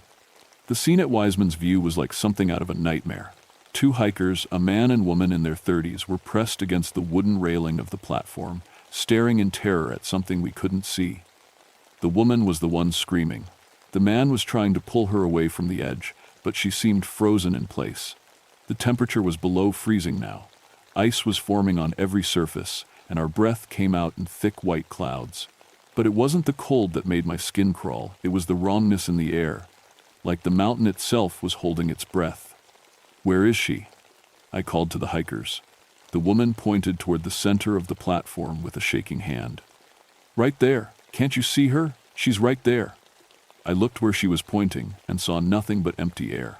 But Dr. Whitaker grabbed my arm. Look at the ice, he whispered. The frost on the wooden platform was forming patterns, spirals, and circles that matched the plant arrangements I'd found the day before. And in the center of the largest spiral, footprints were appearing in the ice. Large footprints, like someone wearing heavy boots. But there was no one there to make them. Joseph pulled something from his pocket, a small leather pouch tied with sinew. He opened it and began sprinkling what looked like tobacco and herbs around the platform's edges, speaking in Cherokee in a low, urgent voice. What's he doing, Doctor? Whitaker asked. Protection ritual, I said, remembering my grandmother's stories, trying to keep her contained. But as Joseph worked, the temperature dropped even more. The ice on the railings began cracking with sharp sounds like gunshots, and the footprints in the frost were getting deeper, as if whatever was making them was becoming more solid. That's when I saw her. She appeared slowly, like a photograph developing. First, just a gray shadow, then the outline of a woman, then solid flesh and bone. She was tall, impossibly tall, just like the stories said. At least 7 feet, maybe 8. Her dress was gray wool, long-sleeved and high-necked, like something from colonial times. Her hair was dark and hung loose around her shoulders, but it was her eyes that made my blood freeze, completely black, like holes burned into her face. And when she looked at me, I felt like she was seeing straight through to my soul. "Rebecca Oldham," she said, and her voice was like wind through dead leaves. "Sarah's granddaughter, you carry my sister's blood." "Constance," I whispered. She smiled, and her teeth were too sharp. "They killed me for knowing the old ways, for helping their sick children with herbs when their doctors failed, for being tall and different and unafraid." The temperature dropped another 10 degrees. But they could not kill what I knew. They could not kill the power in my blood. The two hikers finally broke free from whatever had been holding them and ran down the trail. I could hear them crashing through the trees, desperate to get away. But I couldn't move. Neither could Dr. Whitaker. Joseph continued his ritual, but his hands were shaking now. "For 200 years I have been bound to this place," Constance continued, growing taller as she spoke. Now she had to be 9 feet tall, her head nearly touching the tree branches above the platform. "Bound by their fear and hatred. But you can set me free." "How?" I asked, though I wasn't sure I wanted to know the answer. "Give me your fear," she said, stepping closer. "Give me your terror, your despair, your life force. Let me feel what it's like to be alive again, just for a moment. Then I can leave this place and find them. Find the descendants of the men who killed me." Ice was spreading from her footsteps across the entire platform. The wooden railings were cracking from the cold, and I could feel something pulling at me, not physically, but something deeper, like she was trying to reach inside my mind. "No," Joseph said, finishing his ritual and stepping between us. "That's not the way. Rebecca, listen to me. You have the power to send her on, not by feeding her anger, but by breaking the binding that holds her here. I don't know how. Your grandmother did. Sarah Blackwood knew the old ways too. She taught you, even if you don't remember." Constance laughed, and the sound made icicles form on the tree branches. "The old Cherokee thinks he can stop me with tobacco and prayers. But I am stronger now than I was in life. I have fed on fear and anger for 2 centuries. She reached toward me with one pale hand, and where her fingers passed through the air, frost formed in spirals. I could feel the cold creeping into my bones, but it wasn't just physical cold. It was the cold of the grave, of death, of 200 years of rage and loneliness. "Rebecca," Dr. Whitaker said urgently, "in my research I found mentions of counter-rituals, ways to break supernatural bindings. It requires someone of the same bloodline too." But Constance moved faster than anything human should be able to move. One moment she was 10 feet away, the next her cold fingers were wrapped around my throat. Her black eyes were inches from mine, and I could smell the grave dirt and decay on her breath. "Give me your life," she whispered. "Let me be warm again." I tried to speak, tried to breathe, but her grip was like ice-cold steel. The world was starting to go gray around the edges, but somewhere in the back of my mind, I could hear my grandmother's voice, singing an old song in words I didn't recognize. Mountain magic, the old ways. I stopped fighting and let the song fill my mind. My grandmother's voice, strong and clear, singing words that meant protection, cleansing, peace. And suddenly I understood what Joseph meant. I did know the old ways. They'd been passed down through stories and songs, through bloodline and memory. "Constance," I whispered through her grip, "you're not evil. You're just hurt. You're just tired. It's time to rest." Her black eyes flickered, and for a moment I saw something else there, not anger, but sadness. Deep, endless sadness. "I can't rest," she said. "I can't leave. The binding holds me here." "Then I'll break it," I said, not with fear or anger, but with forgiveness. "I forgive them for what they did to you, and I forgive you for what you're doing now." The song in my mind grew stronger. My grandmother's voice was joined by other voices, women who had come before, who had known the old ways, who had kept the ancient knowledge alive through generations of persecution and fear. Constance's grip loosened. The terrible cold began to recede, and slowly, very slowly, she began to shrink back to human size. "You would really forgive them?" she asked. "After what they did?" "I forgive them," I said, "and I set you free. Rest now, Constance. Go where you were meant to go 200 years ago." She looked at me for a long moment, and the blackness in her eyes faded to brown. Human brown. "Thank you," she whispered. And then she was gone. Not disappeared, gone. The terrible cold lifted, the ice melted away. The wrongness in the air faded like a bad dream. Joseph was smiling. Dr. Whitaker was frantically taking notes. And I was standing on a perfectly normal wooden platform, watching the sunset paint the mountains gold and red. The official report said that unusual mineral deposits in the area had been causing equipment malfunctions and temperature anomalies. We recommended that visitors be warned about potential compass and electronic issues, and suggested bringing extra layers in the case of unexpected weather changes. Nobody questioned it. People believe what they want to believe, and the truth about Constance Blackwood was too strange for most folks to handle. But I knew better now. I understood that my grandmother's stories hadn't been superstition, they'd been warnings. Lessons. Preparation for a responsibility I never knew I'd inherited. 3 weeks after the incident at Wiseman's View, Joseph Crowfeather came to visit me at the ranger station. He brought a leather journal filled with handwritten notes and sketches. My great-grandfather kept records, he said. Stories about other places in these mountains where the earth remembers old violence, places where spirits might be trapped, waiting for someone with the right bloodline to set them free. I flipped through the journal, seeing mentions of abandoned settlements, forgotten graveyards, sites where Cherokee people had been murdered by early colonists, places where tragedy had soaked into the ground and never healed. "How many?" I asked. "In these mountains alone, maybe a dozen. But there are other mountain ranges, other places where the old people settled and suffered and died angry." Joseph looked out my window toward the peaks. "The work isn't finished, Rebecca. Constance was just the beginning." Dr. Whitaker had left for UNC the week before, taking with him enough material for 3 research papers on regional folklore and historical trauma.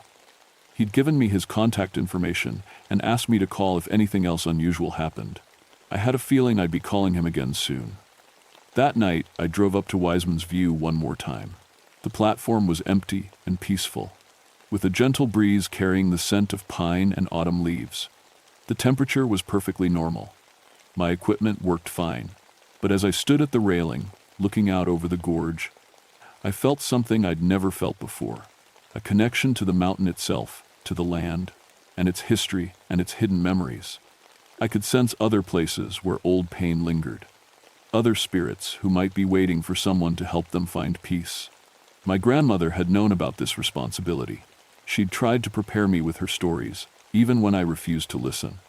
Now I understood why she'd always looked sad when she talked about the old ways. It wasn't just knowledge she'd been trying to pass on, it was a calling. I pulled out my cell phone and called Joseph. "I've been thinking about what you said," I told him. "About the other places. I want to help." "I was hoping you'd say that," he replied. "There's a place about 50 miles north of here, near Boone. Settlers built a church there in 1789, right on top of a Cherokee sacred site. People have been reporting strange voices in the woods for decades." "What kind of voices?" "Singing," Joseph said. "Cherokee death songs. But the records show that anyone who knew those songs died in the smallpox epidemic of 1783. I looked up at the stars beginning to appear in the darkening sky. Somewhere out there, in the ancient mountains that had witnessed centuries of joy and sorrow, other spirits were waiting. Other stories needed to be heard. Other wrongs needed to be set right. "When do we start?" I asked. The mountains stretched out before me in the moonlight, beautiful and mysterious and full of secrets. I was Rebecca Oldham, park ranger and keeper of old stories. And I finally understood that some family legends were meant to be lived, not just remembered. The wind picked up, carrying with it the whisper of voices from long ago, Cherokee and colonist, victim and survivor, all the people who had loved these mountains and suffered in them, and left their marks on the eternal stone. I was listening now, and I was ready to help them find their way home.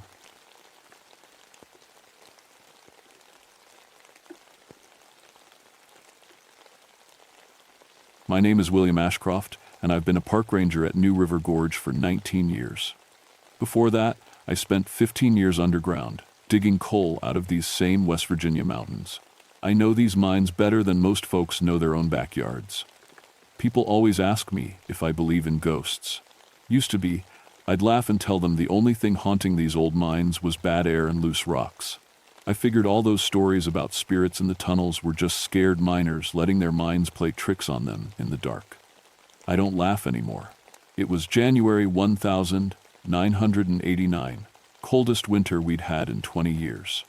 Snow was piled 3 feet deep, and the temperature hadn't gotten above zero in a week. Most of the old mining roads were blocked, making the abandoned sites even more cut off than usual. That's when the call came in. "Bill, we got a problem up at the old Thurman complex," my supervisor said over the radio. 3 college kids went in there yesterday, filming some kind of documentary. They were supposed to come out this morning, but their car's still there, and nobody's seen them. I knew the place. The Thurman mine had been shut down since 1937, when a cave-in killed 47 miners. The company said it was an accident, but my dad always told me different. He said those men died because the bosses cared more about coal than safety. "I'll head up there," I told him. "Probably just got lost in the tunnels. Happens all the time with these urban explorers." I loaded my truck with rope, flashlights, and emergency gear. The drive up the mountain took an hour through the snow. When I got there, I found their car, a beat-up Honda with Ohio plates, sitting alone in the parking area. The doors were unlocked, and their camera equipment was still inside. That should have been my first warning. I put on my hard hat and checked my equipment. The methane detector was working fine, showing normal readings. My flashlight was bright and strong. Everything looked good to go. The mine entrance was a black hole cut into the mountainside with old railroad tracks leading into the darkness. Icicles hung down like teeth. I'd been in this mine before for safety inspections, but something felt different this time. The air was too still, too quiet. I called out, "Hello, Park Service. Anyone in there?" My voice echoed back, but there was no answer. I stepped inside and turned on my flashlight. The beam cut through the darkness, showing the old wooden supports and rusty rail tracks. The air smelled like coal dust and something else, something sweet and rotten. As I walked deeper, I noticed fresh footprints in the coal dust on the floor. 3 sets, just like there should be, but there was something wrong. Mixed in with the sneaker prints were other marks, boot prints that looked old-fashioned, like the kind miners wore 50 years ago. I told myself it was probably just other explorers who'd been there before. But the prints looked fresh, like they'd been made yesterday. The tunnel split into 2 paths, about 100 yards in. I shined my light down both ways, trying to figure out which way the kids had gone. That's when I saw something that made my blood run cold. Coal dust was floating in the air, fresh coal dust, like someone had just been digging. But this mine had been sealed for over 50 years. There was no way anyone could be mining here, no way at all. I checked my methane detector again.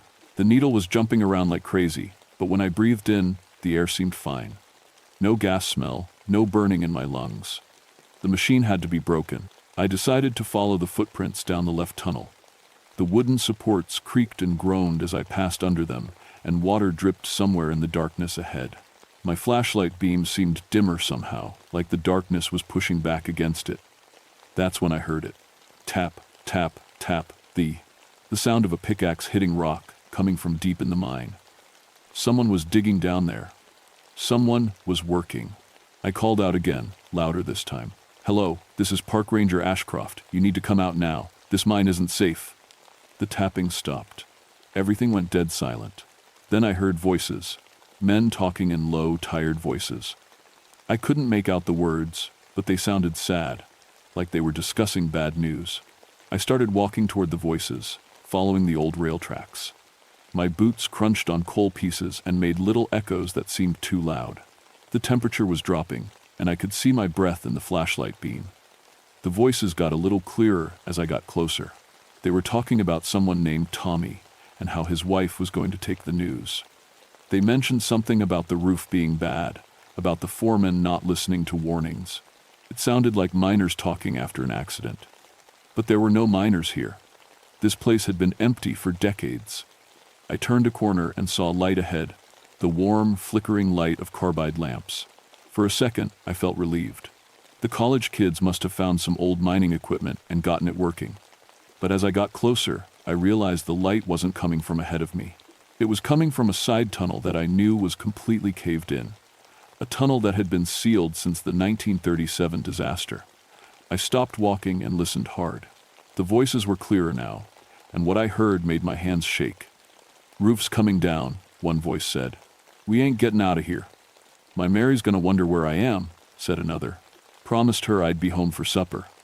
47 of us, a third voice whispered. 47 good men, and they'll say it was our fault. I knew those numbers. I knew that story. Those were the miners who died in 1937, and they were talking like it just happened. I stood there in the tunnel, my heart beating so hard I could hear it echoing off the walls. The voices kept talking, but they were getting fainter, like the speakers were moving away. The warm light from the sealed tunnel flickered and went out. I was alone in the dark again. My hands were shaking as I checked my equipment. The methane detector was still going crazy, but everything else seemed fine. I had to keep looking for those college kids. That was my job. But I couldn't stop thinking about those voices. I kept following the footprints deeper into the mine. The tunnel sloped downward, and I could hear water running somewhere below. The air got colder with every step, and that sweet, rotten smell got stronger. About a quarter-mile in, I found their first piece of equipment, a video camera lying on its side next to the tracks. The lens was cracked, but it was still running. I picked it up and hit the playback button. The screen showed shaky footage of 3 college-age kids walking through the same tunnel I was in. They were laughing and joking around, talking about how cool it was to explore a real mine. The picture quality was good, and I could see everything clearly. Then, about halfway through the recording, one of them stopped. "Did you guys hear that?" he said. "Hear what?" asked the girl with the camera. Sounded like someone working down there, like digging. They listened for a minute, but the camera didn't pick up any sound. The kid shrugged, and they kept walking. But I knew what he'd heard. The same tapping I'd heard. I fast-forwarded through more footage of them walking and talking. Then the picture started getting weird. The camera picked up lights in tunnels that should have been empty, to the same warm, flickering lights I'd seen. The kids didn't seem to notice them. Near the end of the recording, the camera caught something that made me drop it. In the background, just at the edge of the light, there were people. Men in old mining clothes, carrying pickaxes and shovels. They were walking parallel to the kids, moving through a tunnel that I knew was blocked off. The college kids never saw them. The camera hit the ground with a crash, and the recording stopped. I picked it up with trembling hands and kept walking. The footprints were getting fresher, and I started finding more of their stuff. A water bottle here, a notebook there. It was like they were dropping things as they went. The main tunnel curved to the right and opened into a bigger area, room, what miners call a room. This was where they used to dig out the coal, leaving behind a space about as big as a basketball court. My flashlight beam couldn't reach the far walls. In the middle of the room, I found their camp. They'd set up a sleeping bag and some food, like they were planning to spend the night, but everything was scattered around, like they'd left in a hurry. The sleeping bag was torn, and there were dark stains on it that looked like blood. I called out again, my voice echoing in the big space. "Hello, are you hurt? I'm here to help." No answer. But I could hear something, a sound like crying, coming from the far side of the room. I walked toward it, my light cutting through the darkness. The crying got louder, but it didn't sound quite right. It sounded too deep, too old, like it was coming from someone who'd been crying for a very long time. That's when I saw him. A man was sitting against the far wall with his back to me. He was wearing old mining clothes, the kind with suspenders and a cloth cap. His shoulders were shaking like he was sobbing. "Sir?" I called out. "Are you okay? I'm a park ranger." He didn't answer, just kept crying. I got closer and reached out to touch his shoulder. "Sir, I need you too." He turned around. His face was crushed on one side, like he'd been hit by falling rock. Coal dust covered his skin, and his eyes were completely black. Not just the different pupils, but the whole eye, like they were filled with coal. He looked at me and opened his mouth. When he spoke, coal dust poured out instead of words. I stumbled backward, my flashlight shaking. The man stood up, and I could see that his body was all wrong, bent and broken in places where no person should bend. Then I heard more crying. All around the room, shapes were moving in the darkness. Men in mining clothes, all of them hurt, all of them broken, all of them dead. I ran. I don't remember much about getting out of that room. I just remember running as fast as I could, my light bouncing everywhere, while behind me the crying turned into something worse, a sound like 47 men screaming at once. I made it back to the main tunnel and kept running until I couldn't breathe anymore. When I finally stopped, I was almost back to the entrance. I could see daylight ahead, real, normal daylight that meant safety and sanity. But I couldn't leave. Those college kids were still down there somewhere, and it was my job to find them. I sat down on an old railroad tie and tried to think. My training told me that what I'd seen wasn't real, probably just oxygen deprivation, making me hallucinate. Minds could be dangerous that way, but the camera footage was real. The broken equipment was real, and somewhere down there 3 people were missing. I checked my radio, but I was too deep in the mountain to get a signal. I was on my own. I took a deep breath and stood up. I had to keep looking. But this time, I was going to try the right tunnel. The right fork of the mine led to the old elevator shaft, a vertical tunnel that went down about 200 feet to the deeper levels. If the kids had fallen down there, they'd need medical attention fast. As I walked down the tunnel, I noticed that my footsteps were echoing wrong. Instead of one set of footsteps, it sounded like several people were walking with me. I stopped and listened, but the other footsteps stopped too. When I started walking again, they started again. I was not alone down there. The tunnel ended at the elevator shaft, a square hole in the floor with rusty cables hanging down into the darkness. A wooden barrier had been built around it, but someone had torn a gap in the boards just big enough for a person to squeeze through. I shined my light down the shaft. About 50 feet down, I could see something white. It looked like clothing. "Hello?" I yelled down the shaft. "Can you hear me?" A voice came back, weak and scared. "Help! Please help us!" It was one of the college kids. They were alive. But as I got my rope ready to rappel down, I heard something else from the shaft. More voices, talking in low, sad tones. The same voices I'd heard before, and they were saying something that made my blood freeze.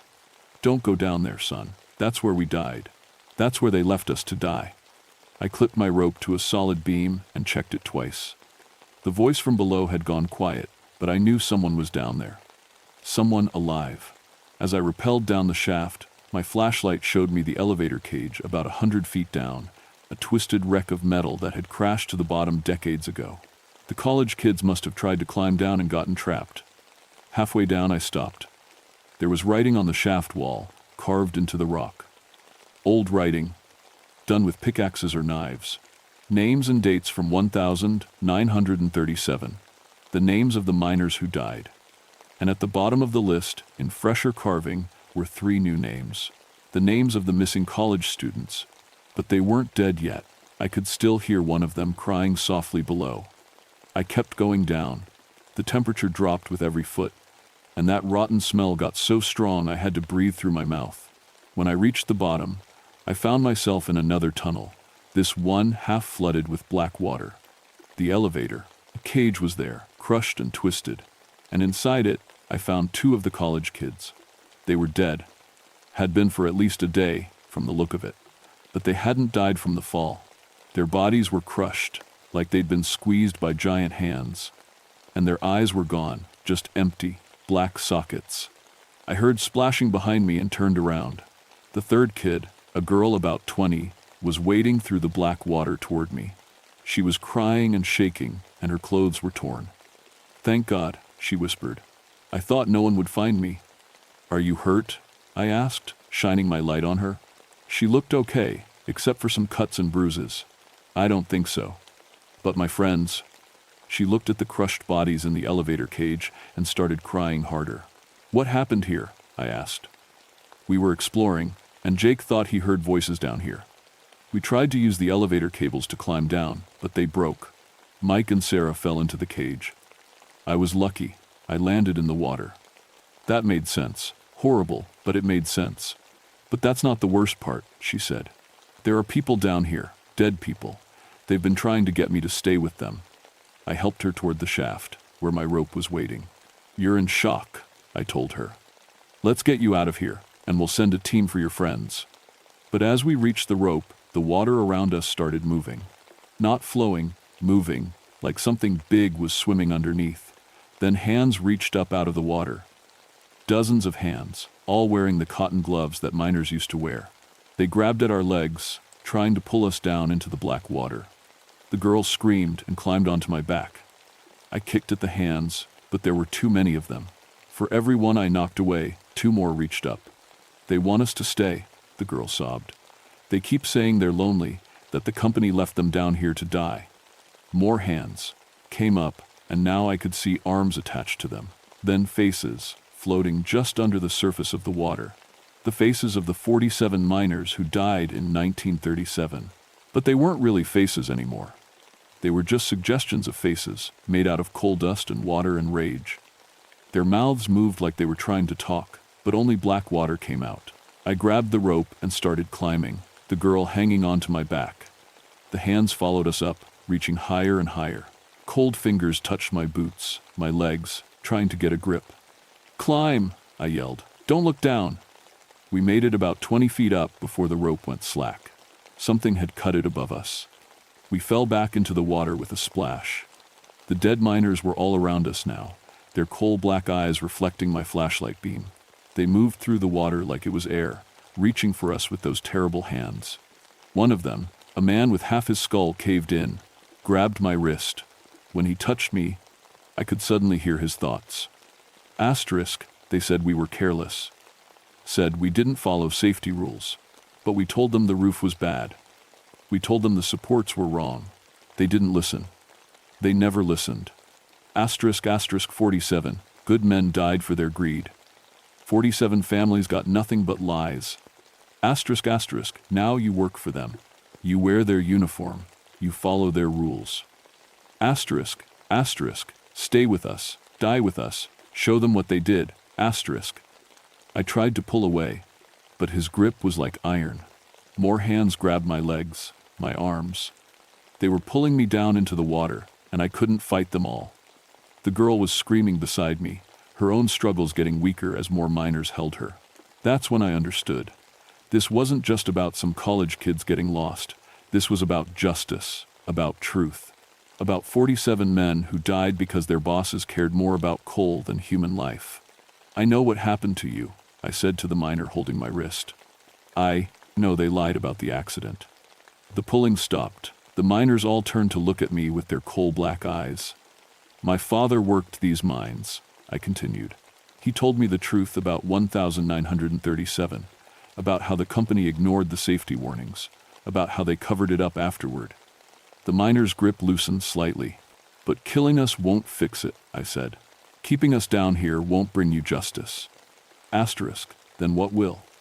Asterisk, the thought came into my head from all of them at once, like a chorus of angry voices. The truth, I said. People need to know what really happened. The families of the miners who died, they deserve to know it wasn't their fault. The miners looked at each other. In the dim light of my flashlight, I could see them having some kind of silent conversation. Finally, the one holding me spoke, and this time I could hear his voice out loud. It sounded like wind blowing through broken stones. You promise? You'll tell them? I promise. You'll make them pay? I'll try. The hands released us. The miners stepped back, still watching us with those terrible black eyes. A new rope dropped down from above, thick, strong rope that hadn't been there before. Go, the miner said. But remember your promise. If you lie to us, if you fail us, we'll come for you. Death can't stop us anymore. I grabbed the rope and helped the girl climb up first. As we ascended, I looked back one last time. The miners were still there, standing in the black water, watching us go. At the surface, the girl and I collapsed in the snow outside the mine entrance. She was in shock, barely able to speak. I called for backup on my radio and told them we had 2 fatalities and 1 survivor. I didn't tell them about the rest of it. Not yet. But I kept my promise to the miners. That was just the beginning. The official report said that Mike and Sarah died from injuries sustained in an accidental fall down the elevator shaft. The girl, her name was Jennifer, was treated for shock and hypothermia. She tried to tell the doctors about the dead miners, but they said it was trauma-induced hallucinations. I didn't contradict their report. Not at first, but I started researching. I went to the local historical society, the library, even interviewed some of the old-timers who remembered the 1937 disaster. What I found made me sick. The company had known the mine was dangerous. Engineers had filed reports about unstable roof supports and dangerous gas levels. Workers had complained repeatedly about safety violations. But coal prices were high in 1937, and the bosses wanted to keep production moving.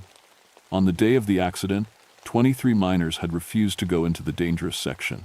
The foreman fired them all and sent in a new crew, 47 men who needed the work too badly to complain. The roof came down at 2:47 p.m.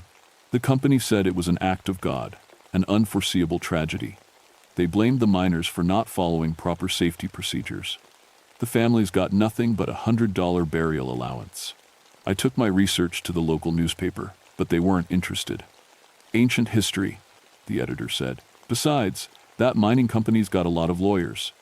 That night, I had a visitor. I was at home, reading through more old documents, when my lights started flickering. The temperature in my house dropped about 20 degrees in the span of a minute. Then I heard the tapping. Tap, tap, tap. It was coming from my basement. I grabbed a flashlight and went down to investigate. The basement was empty, but there were coal smudges on the concrete floor. Fresh coal smudges, arranged in a pattern. Numbers. 47. The tapping came again, and this time I could tell it was coming from inside the walls, like someone was trying to dig their way out. I'm working on it, I said to the empty basement, but it takes time. The tapping stopped. Over the next few weeks, I kept digging into the story. I found the original engineering reports, buried in state archives. I tracked down the descendants of the miners who died. I gathered enough evidence to prove that the 1937 disaster was caused by corporate negligence, not worker error. But every newspaper, every TV station, every reporter I contacted said the same thing. Not interested. Too old. Can't prove anything. That's when the miners got impatient. Strange accidents started happening around town. A coal truck lost its brakes and crashed into the offices of the mining company's law firm. A gas leak destroyed the building where the company kept its old records. The current mine superintendent's car broke down in the middle of nowhere, and he had to walk 15 miles in a snowstorm. Nobody got seriously hurt, but the message was clear. Then Jennifer called me. She was back at college in Ohio, but she'd been having nightmares every night since the mine incident. They're in my dreams, she said. The dead miners. They keep asking if you've told their story yet. I'm trying, I told her, but nobody wants to listen. They're getting angry. Last night, one of them said they might have to come get you if you don't hurry up. That night, I made a decision. I drove back to the mine, alone. It was late March now, and most of the snow had melted. I parked at the entrance and walked into the tunnel without any equipment except a flashlight. I'm here, I called out. We need to talk. They were waiting for me in the same room where I'd first seen them. All 47 miners, standing in a circle around the old campsite. In the center of the circle was a pile of documents, the original safety reports, the engineers' warnings, the company memos that proved they knew the mine was dangerous. Where did you get these? I asked. The lead miner, the one with the crushed face, stepped forward. We've timed 4. We've been collecting them. Every document that proves what they did to us. We've had over 50 years to gather evidence. This is incredible. This proves everything. But no one will publish your story, he said. No one wants to hear the truth. So what do you want me to do? Make them listen, another miner said. Make them pay attention. How? The miners looked at each other, then back at me. There are other mines, the leader said. Other accidents. Other cover-ups. We've been talking to the dead from all over these mountains. What are you saying? We're saying that if the living won't listen to the truth, maybe they need to hear it from the dead. That's when I understood what they were planning, and I knew I had to stop them. If you hurt innocent people, you're no better than the bosses who killed you, I said. Innocent? The miner's voice rose to a roar. Where were the innocent people when we died? Where were they when our families starved? Where were they when the company lied about what happened to us? The other miners started moving closer, their coal-black eyes burning with rage. The temperature in the room plummeted, and frost started forming on the walls. "You made us a promise," the leader said. "You swore you'd get us justice. But you've failed. Just like everyone else failed us. I haven't failed. I just need more time." "Time?" He laughed, and it sounded like rocks falling. "We've been waiting 52 years. How much more time do you need?" That's when I played my last card. What if I could get your story to the right people? What if I could make sure the whole world knows what happened to you? How? There's a young reporter at the Charleston paper. She specializes in corporate corruption stories. If I can get her to investigate this, if I can show her the evidence you've collected. The miners considered this. And if she doesn't believe you, then I'll keep trying. I'll find someone who will listen. But I need you to give me time, and I need you to promise you won't hurt anyone. The leader was quiet for a long moment. Finally, he nodded. 1 month, he said. You have 1 month to get our story told. If you fail, we'll take justice into our own hands. Deal. As I left the mine that night, I carried a box full of documents that had been hidden for over 50 years. Documents that would finally reveal the truth about the 1937 disaster. But I also carried the knowledge that, if I failed, 47 angry spirits would be unleashed on the living world, and they wouldn't be satisfied with just tapping on the walls. It took me 3 weeks to convince reporter Sarah Chen to meet with me. When I spread the documents out on her desk at the Charleston Gazette, I watched her expression change from skepticism to amazement to outrage. "This is incredible," she said, reading through an internal company memo that explicitly warned about roof instability in the section where the miners died. They knew. They absolutely knew this was going to happen. "Can you publish it?" I asked. "Are you kidding? This is the story of the year. Corporate murder disguised as industrial accident? Hell yes, I can publish this." The story ran on the front page 3 days later. Then the wire services picked it up. Then the national papers. Within a week, the 1937 Thurman mine disaster was front-page news across the country. The mining company tried to fight back, claiming the documents were forgeries. But forensic analysis proved they were authentic. Worse for the company, Sarah's investigation uncovered similar cover-ups at 6 other mines between 1920 and 1950. The families of the dead miners filed a class action lawsuit. The state attorney general opened a criminal investigation. Congress announced hearings on historical mining safety violations.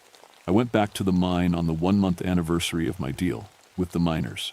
They were waiting for me, but they looked different. Calmer. More at peace. "You kept your promise," the leader said. "The truth is finally out. Your families know you weren't at fault," I told him. "The whole world knows what really happened." "We can rest now," another miner said. "For the first time in 52 years, we can rest."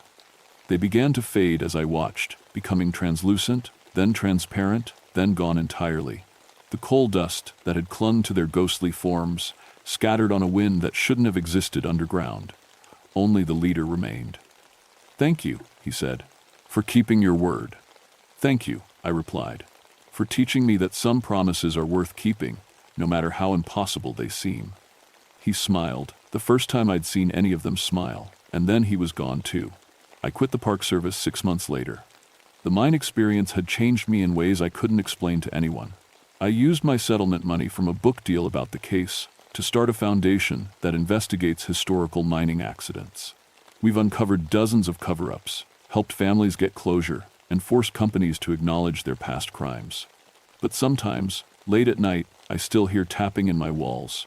Not angry tapping, hopeful tapping. The sound of other spirits, other victims, trying to tell their stories. And I listen, because I learned something important in that mine. The dead don't rest easy when they die for corporate profits. They wait and they watch, and eventually they find someone willing to hear the truth. The Thurman mine is sealed now, officially closed to the public. But if you know where to look, you can still find the entrance. And if you're quiet and respectful, you might hear something in the darkness. The sound of 47 men finally at peace. But be careful if you go there. The mines throughout these mountains are full of spirits. Miners who died in accidents that weren't accidents, Men who were sacrificed for coal profits and buried under lies. They're still waiting for their stories to be told. And if you make them a promise, you'd better keep it. The dead have all the time in the world to collect on their debts.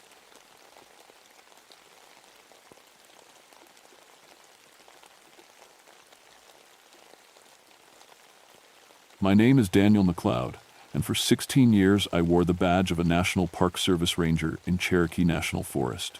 Before that, I spent 8 years with the ATF, that's the Bureau of Alcohol, Tobacco, Firearms, and Explosives. Some people think park rangers just give directions to lost hikers and put out campfires. They don't know about the other side of the job.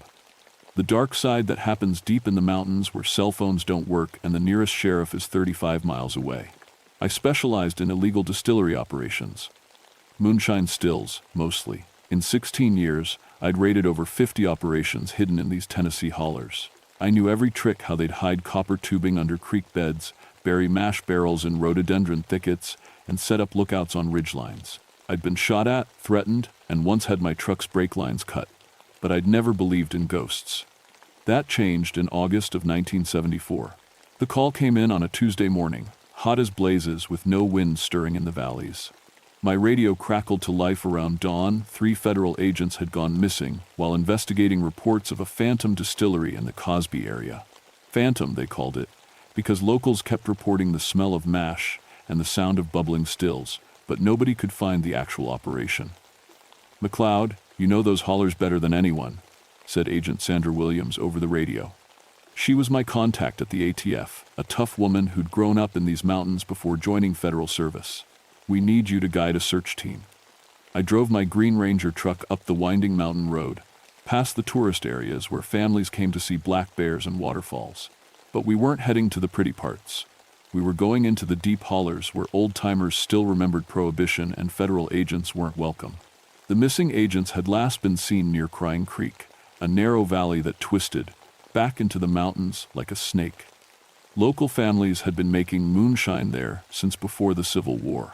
Their great-grandfathers had hidden stills from Union troops, and they'd been hiding them from federal agents ever since. When I met Agent Williams at the trailhead, she looked worried. Sandra was usually calm as a lake in winter, but today her hands shook slightly as she checked her service weapon. "Something's not right about this one, Dan," she said, using my first name instead of my ranger title. The agents weren't rookies. They knew these mountains. And the reports we're getting, they don't make sense. She handed me a folder full of witness statements. Local people claimed they'd seen fresh tire tracks that led nowhere. They'd smelled corn mash so strong it made their eyes water, but found no stills. One old man swore he'd heard Model T Ford engines running in the middle of the night, but there hadn't been a working Model T in these mountains for 40 years. "Folks are spooked," Sandra continued. "They're talking about Zeke McLeod still." My blood went cold when she said that name. McLeod was my family name, but I'd never heard of any Zeke. "Who's Zeke McLeod?" I asked. "Moonshiner from the 1922nd. Story goes that revenue agents caught him at his still and shot him dead. Left his body to rot next to his equipment. Some people say his ghost still runs that operation, making moonshine for the dead." I laughed, but it sounded forced even to me. "Come on, Sandra, you know better than that. These mountain folks love their ghost stories. There's a live criminal operation out there, and we need to find it before those agents wind up dead." But as we hiked deeper into Crying Creek Valley, I started to notice things that didn't fit. The air smelled wrong, not just the usual scent of damp earth and pine needles, but something else, something sharp and alcoholic that made my nose burn. The creek itself looked strange, too. Instead of the usual clear mountain water, it had an odd shimmer to it, like oil floating on the surface. When I knelt down and cupped some water in my hand, it smelled like corn whiskey. "That's impossible," I muttered. Sandra knelt beside me and sniffed the water. Her face went pale. "Dan," she whispered, "creeks don't run whiskey, not unless there's a massive spill upstream." We followed the creek deeper into the valley, looking for the source of the contamination. The forest around us grew quieter with each step. No birds singing, no squirrels chattering. Even the insects had gone silent. That's when we found the first sign of the missing agents. Agent Tom Bradley's radio lay smashed against a tree, its antenna twisted into an impossible spiral. His hat sat on a stump nearby, perfectly placed like someone had set it there on purpose. But there were no footprints in the soft dirt around the stump. No signs of a struggle, just the hat and the broken radio. "This doesn't make sense," Sandra said, examining the radio with her flashlight. "It's like something threw this thing with incredible force. Look at how deep it's embedded in the tree bark." I studied the ground around the area, using tracking skills I'd learned from my Cherokee grandmother. The missing agents had definitely been here. I could see boot prints in the mud near the creek, but the prints just stopped. They didn't lead anywhere. It was like the three men had simply vanished into thin air. "Maybe they crossed the creek," I suggested, but even as I said it, I knew it didn't make sense. The creek was shallow here, maybe 6 inches deep. If they'd crossed, there would be prints on the other side. There weren't any. We kept following the creek upstream, and that's when we heard it, the sound of bubbling liquid, like water boiling in a large pot. It was coming from somewhere ahead of us, hidden by the thick rhododendron bushes that lined the valley. "That's a still," Sandra whispered, drawing her service weapon. "Someone's cooking mash." I pulled out my own gun and took the lead. After 16 years of this work, I knew how to approach an illegal operation. Move quiet, stay low, watch for lookouts. But as we crept through the undergrowth, I noticed something that made my skin crawl. The bubbling sound was too loud, way too loud. Industrial stills could make some noise, but this sounded like a dozen operations running at once, and there was something else, music playing softly in the background.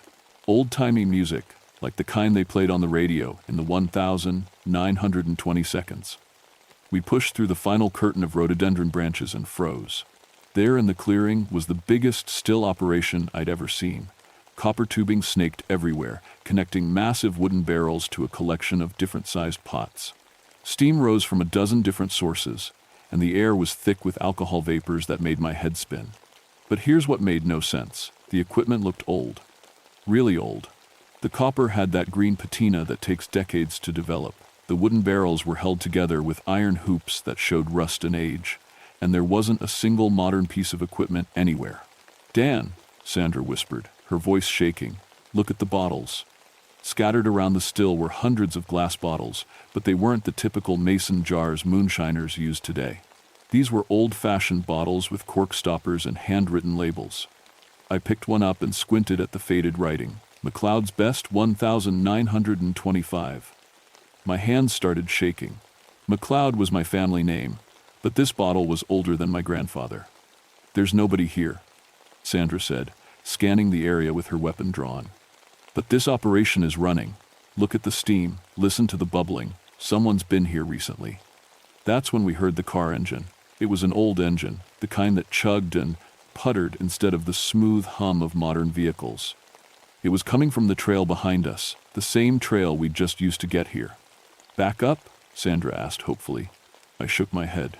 "We didn't call for backup, and that doesn't sound like any government vehicle I know." The engine sound got louder, then suddenly cut off. In the silence that followed, we heard car doors slam and footsteps on the trail, heavy boots walking toward our position.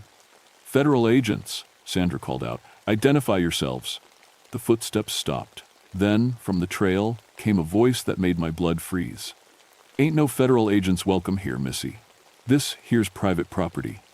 The voice was rough, with a mountain accent so thick it was hard to understand. But it was also wrong somehow, like it was coming from very far away, even though the speaker couldn't be more than 50 yards from us. "Sir, this is Agent Williams with the ATF," Sandra called back. "We're investigating the disappearance of 3 federal officers. We need to speak with you." Laughter echoed through the trees. Not friendly laughter, but the kind that made you want to run away and hide. Them 3 boys? They got what was coming to them. Same as all federal agents who come poking around where they don't belong. I motioned for Sandra to stay quiet and crept toward the edge of the clearing. Through the trees, I could see a shape on the trail. It looked like a man in overalls, but something was off about him. He stood too still, like a statue. And even though it was blazing hot, steam seemed to be rising from his body. "Sir, we just want to talk," I called out. "We're not here to cause trouble." The man turned toward my voice, and I got my first clear look at him. He was tall and thin, wearing faded overalls and a wide-brimmed hat.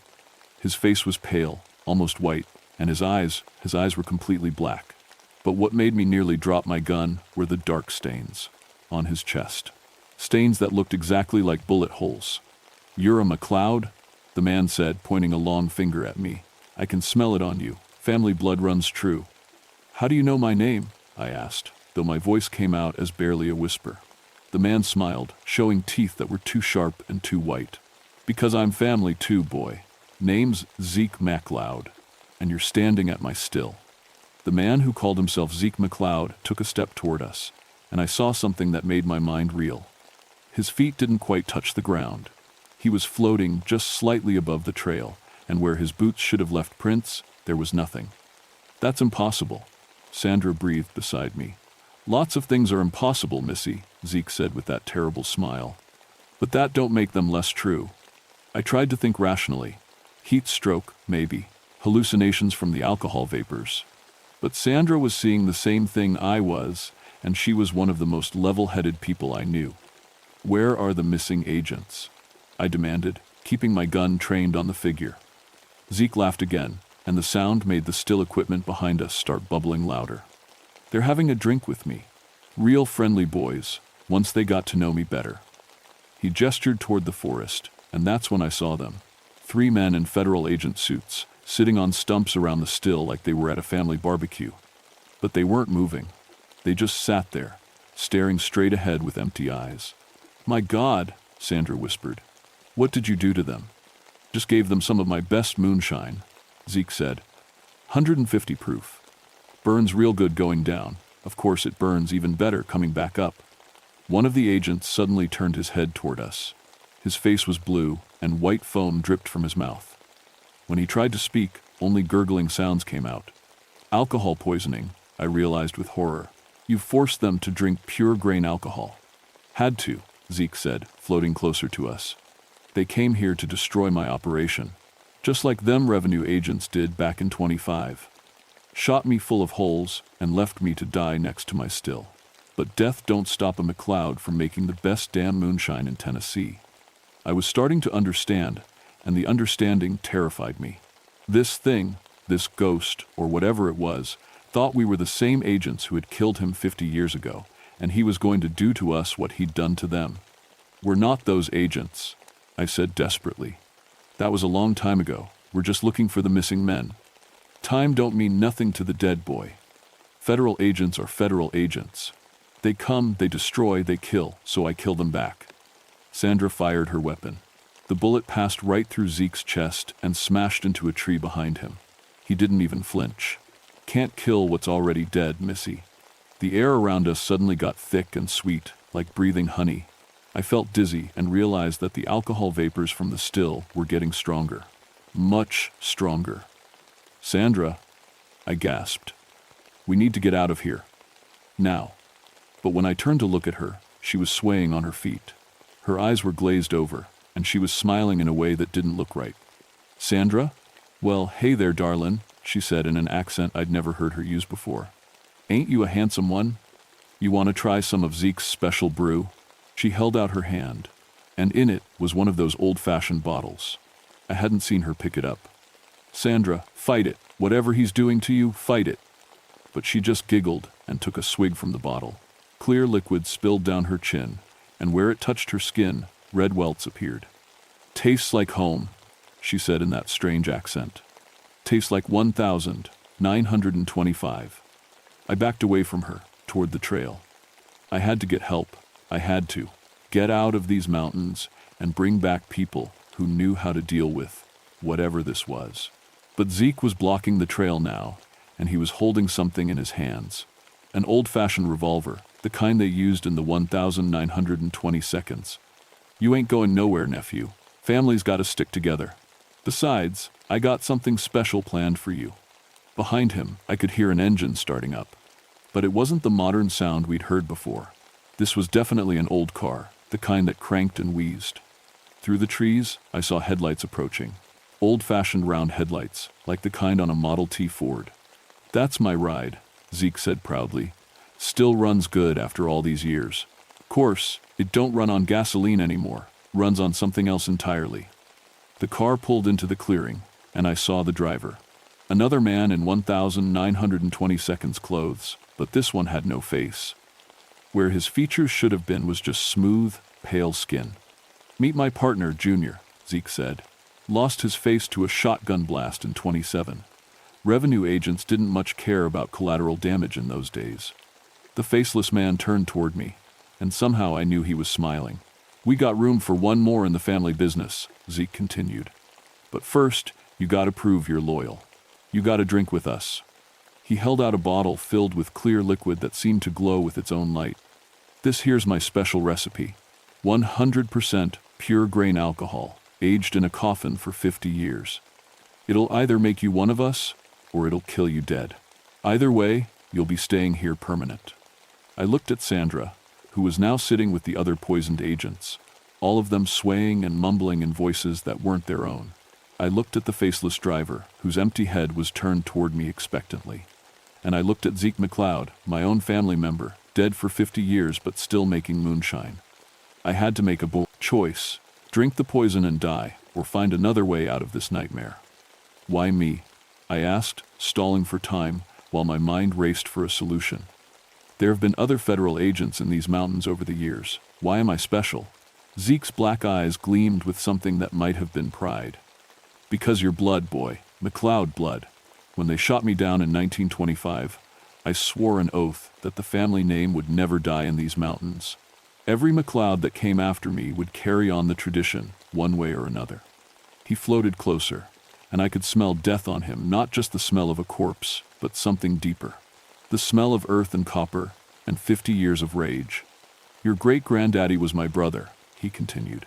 "He left these mountains after I died, too scared to stay. But the family's come home now. You're going to take over the operation." "I don't know anything about making moonshine," I protested. "You'll learn. Junior here will teach you. Won't you, Junior?" The faceless man nodded, and when he opened his mouth to speak, black liquid poured out instead of words. That's when I remembered something my Cherokee grandmother had told me when I was a boy. She'd said that spirits of the dead could only truly harm you if you accepted something from them willingly. A gift, a drink, a promise. But they could be appeased if you showed them proper respect. "Uncle Zeke," I said, using the family title deliberately, "I want to honor your memory, but I need to understand what really happened in 1925. His expression changed slightly, becoming less threatening and more sad. "You want to know how your family died?" "Yes, sir. I want to know the truth." Zeke lowered his gun and seemed to deflate slightly. When he spoke again, his voice was quieter, more human. "I wasn't just making moonshine for money, boy. I was making medicine. These mountain families, they couldn't afford real doctors. My corn liquor was all they had for pain, for infections, for everything that ailed them. I was helping people." He gestured toward the still, and for a moment it looked different, not threatening, but almost noble in its purpose. But them, federal agents, they didn't care about that. They came in shooting, didn't even give me a chance to surrender. Shot me down like a mad dog, and left me bleeding into my own mash. "I'm sorry," I said, and I meant it. That was wrong. They were wrong. 50 years I've been waiting for someone to say that. 50 years of anger, eating at me like acid. The air around us seemed to lighten slightly, and I noticed that Sandra had stopped swaying. She was looking around with confusion, like she was waking up from a dream. "But that don't change what you are," Zeke said, his voice hardening again. "You're still a federal agent. You're still one of them." "No," I said firmly. "I'm a McLeod. I'm family. And I'm going to make this right." I holstered my gun and took a step toward him. "Uncle Zeke, I swear on the family name that I'll resign from federal service. I'll make sure people know the truth about what happened to you. I'll see that you get a proper burial." "Pretty words," he said suspiciously. "But how do I know you mean them?" "Because I'm willing to drink with you." I reached for the bottle he'd offered me earlier. His eyes widened in surprise. "Boy, that'll kill you deader than Christmas." "Maybe. But if I'm going to be a McLeod, I need to drink McLeod moonshine. Just not here. Not like this. I want to drink it at your grave, with respect." For a long moment, we stared at each other. Then, slowly, Zeke began to smile. Not the terrible grin from before, but something almost human. "You got backbone, nephew. I'll give you that." He waved his hand. and the bottle in my grasp changed. Instead of glowing poison, it now held clear mountain water. "Drink," he said, "and remember your promise." I drank the water, and it was the sweetest thing I'd ever tasted. As I swallowed, I felt something change inside me, not death, but understanding. I could feel the weight of family history, the pain of injustice, and the responsibility of setting things right. "Thank you, Uncle Zeke." He nodded once, then began to fade like morning mist. "The boys will be fine," he said as he disappeared. "They just had a little too much to drink. But remember, nephew, a promise to the dead is a sacred thing. Break it, and I'll be waiting for you." The Model T Ford's engine coughed to life, and the faceless driver tipped his hat to me before driving off into the forest. Within moments, both the car and the still had vanished, leaving only the natural clearing and the sound of normal creek water. Sandra shook her head and looked around in confusion. "Dan, what happened? I feel like I just woke up from the strangest dream." "We found the missing agents," I said, helping her to her feet. "They're going to be okay, but we need to get them to a hospital." The official report said that the 3 missing agents had been drugged by persons unknown and left in the forest. They recovered fully, though none of them could remember exactly what had happened. They all resigned from federal service within 6 months. Sandra put in her transfer request a week after the incident. She said she wanted to work somewhere with better cell phone coverage. As for me, I kept my promise to Uncle Zeke. I resigned from the Park Service and took a job as a historical interpreter for the Cherokee National Forest. I spent months researching what really happened in 1925, and I found the truth in old newspaper files and federal records. Ezekiel McLeod had been a respected member of his community, known for helping sick children and injured workers with his homemade medicines. When federal agents raided his operation, local witnesses said he tried to surrender peacefully. But the agents were nervous, trigger-happy, and they shot him down without cause. The official report claimed he'd been armed and resisting arrest, but the witnesses told a different story. I made sure that story got told. I wrote articles for historical journals, gave presentations to local schools, and worked with the Cherokee Nation to put up a memorial marker near Crying Creek.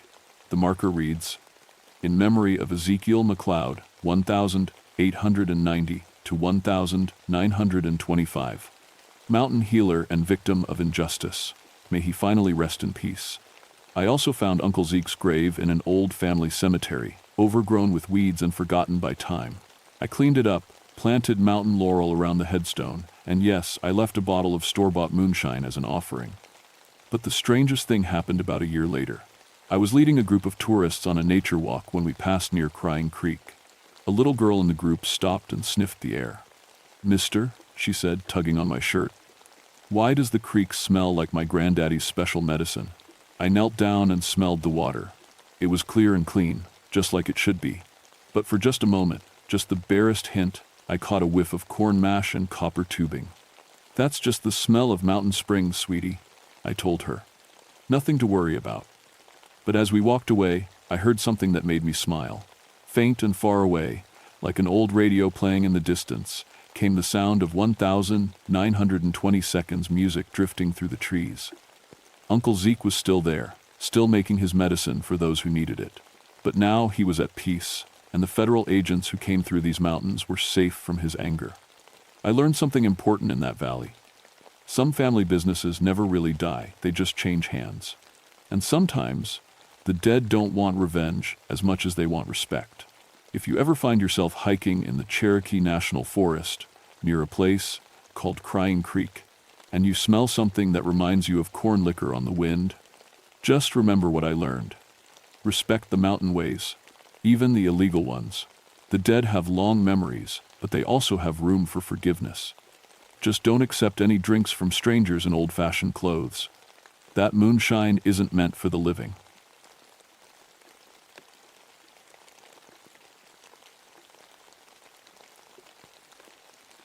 My name is Margaret O'Brien, and I've been a park ranger in the Nantahala National Forest for 12 years.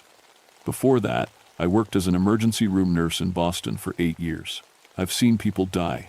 I've held their hands as they took their last breath. I've told families their loved ones weren't coming home. Death doesn't scare me anymore, or at least, it didn't until March of 1981. I moved to North Carolina to get away from the old country stories my grandmother used to tell.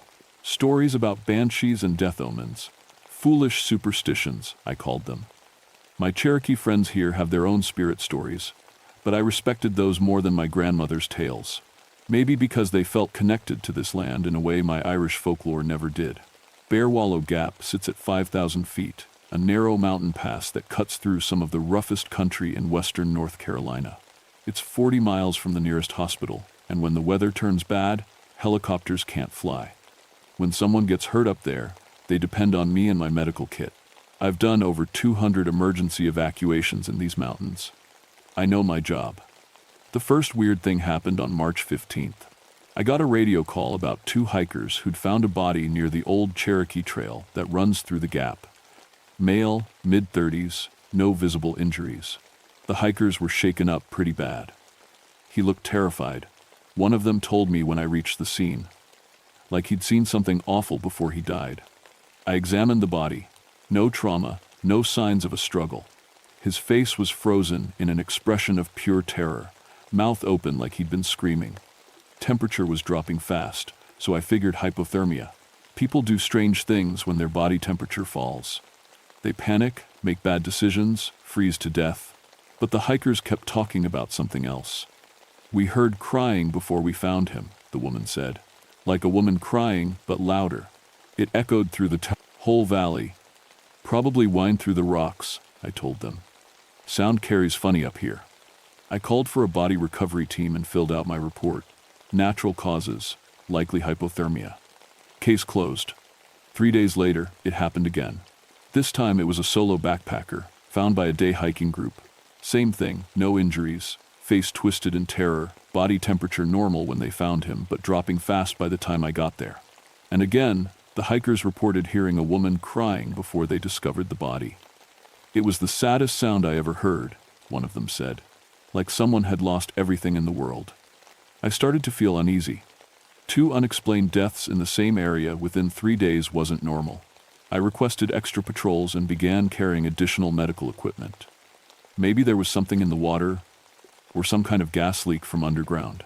I'd seen carbon monoxide poisoning before it could cause confusion and death without obvious symptoms. But deep down, something felt wrong about this place. The animals were acting strange. Squirrels and birds would suddenly go quiet when I walked the trail. My radio crackled with static more than usual. The temperature would drop 20 degrees in minutes, then warm back up just as fast. And sometimes, when the wind was still, I could swear I heard something that sounded like distant crying. On March 22nd, everything changed. I was working with Dr. Patricia Swanson, a wilderness medicine specialist who'd come up from Asheville to help investigate the deaths. We'd spent the morning taking air and water samples, looking for any environmental cause. Patricia was smart, logical, and didn't believe in anything she couldn't measure with instruments. We were heading back to the ranger station when my radio squawked. "Margaret, we've got another one," came the voice of Jim Rodriguez, one of my fellow rangers. Same area, same circumstances, but this time, his voice trailed off. "What is it, Jim?" This time we heard it too, the crying. "And Margaret, it's getting louder." Patricia and I looked at each other. She grabbed her medical kit and we headed up the trail at a fast jog. The temperature started dropping as soon as we entered the gap. By the time we reached the scene, our breath was making clouds in the air. The victim was a young woman, maybe 25, wearing proper hiking gear. She was lying on her back with her arms spread wide, like she'd been trying to defend herself from something coming from above. Her eyes were wide open, staring at the sky in absolute terror. "No pulse," Patricia said after checking her vitals. "Body's still warm, she hasn't been dead long." That's when we heard it. It started low, like wind through pine trees. Then it grew louder, clearer. It was definitely a woman's voice, crying in a way that made my chest hurt, not just sad, heartbroken. Devastated. Like the sound of a mother who'd lost her child. "What the hell is that?" Patricia whispered. The crying was coming from further up the trail, deeper into the gap. It echoed off the rock walls, making it impossible to tell exactly where it was coming from. But it was getting closer. "We need to get out of here," I said. "Now." Patricia started to argue. But then the temperature dropped another 10 degrees in seconds. Frost began forming on the pine needles around us. In March, in North Carolina, we grabbed our gear and started back down the trail, but the crying followed us. It stayed just behind us, like someone walking in our footsteps. Every time I looked back, there was nothing there. But the sound never stopped. Halfway down the mountain, Patricia stumbled and fell. When I helped her up, her face was white as snow. "Margaret," she said, her voice shaking. "I saw something, a woman in gray walking behind us. She had long silver hair and—" Patricia swallowed hard. She was crying. Tears of blood. I looked back up the trail. Nothing. Just trees and shadows and the sound of that awful crying getting fainter as we put distance between us and the gap. We made it back to the station, but Patricia left that same afternoon. She never filed an official report about what she saw. 3 days later, I got a letter from her saying she'd taken a job in Florida and wouldn't be coming back to North Carolina. I was on my own. That night, I called my grandmother in Boston. She was 87 and still sharp as a tack. "Grandmother, tell me about banshees again. The real stories, not the fairy tale versions." There was a long pause on the other end of the line. "Margaret Rose O'Brien," she said finally, using my full name like she did when I was in trouble. "What have you encountered?" I told her everything. The deaths, the crying, the woman Patricia saw. "Ah, child," she said, and I could hear the sadness in her voice. "The Keening woman has found you. She follows the bloodline, you see. She always finds us in the end." "What bloodline? What are you talking about?" "The O'Brien line carries the site, Margaret. We're bound to her, and she to us. She doesn't bring death, she warns of it. But sometimes, when the death is meant for family—" The line went quiet. "Grandmother? Sometimes she tries to take us instead." After my grandmother's words, I couldn't stop thinking about death. Not just the 3 bodies I'd found, but every death I'd ever witnessed. In the ER, in the mountains, anywhere. Had there been signs I'd missed? Sounds I'd ignored? I started researching the history of Bear Wallow Gap. What I found made my blood run cold. The area had seen dozens of unexplained deaths over the past century. All of them people with Irish or Scottish last names. All of them found with no injuries but expressions of absolute terror. And going back to the 1800s, witnesses reported hearing a woman crying before each body was discovered. I also learned that Bear Wallow Gap was part of the old Cherokee Trail of Tears route. Thousands had died walking through these mountains in 1838, forced from their homes by the government. Many of the Irish settlers who moved in afterward died 2 harsh winters, accidents, disease. The gap was soaked in death and sorrow. Mary Stonecrow, an elderly Cherokee woman who lived near the forest, agreed to meet with me. She'd heard about the recent deaths and wasn't surprised when I told her what I'd experienced. "Cherokee spirits and Irish spirits," she said, shaking her head. "They don't usually mix, but pain calls to pain. The crying woman has been walking these mountains for a long time. My grandmother saw her during the removal. She cried for our people then too. How do I stop her?" Mary looked at me with eyes that had seen too much. "You don't stop a force of nature, child. You learn to live with it, or you let it take you." That night, I dreamed of my great-great-grandmother, Moira O'Brien, who died during the potato famine in Ireland. In the dream, she was walking through Bear Wallow Gap, crying for all the dead she couldn't save. When she turned to look at me, her eyes were silver and tears of blood ran down her cheeks. I woke up to the sound of crying outside my cabin. I grabbed my flashlight and my service pistol, though I wasn't sure what good bullets would do against a spirit. The crying was coming from the forest behind my house, getting louder and more desperate. I followed the sound for half a mile before I found her.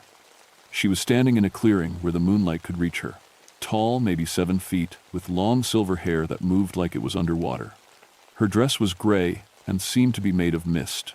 When she turned to face me, I saw her eyes were like looking into deep wells, and blood ran from them like red tears.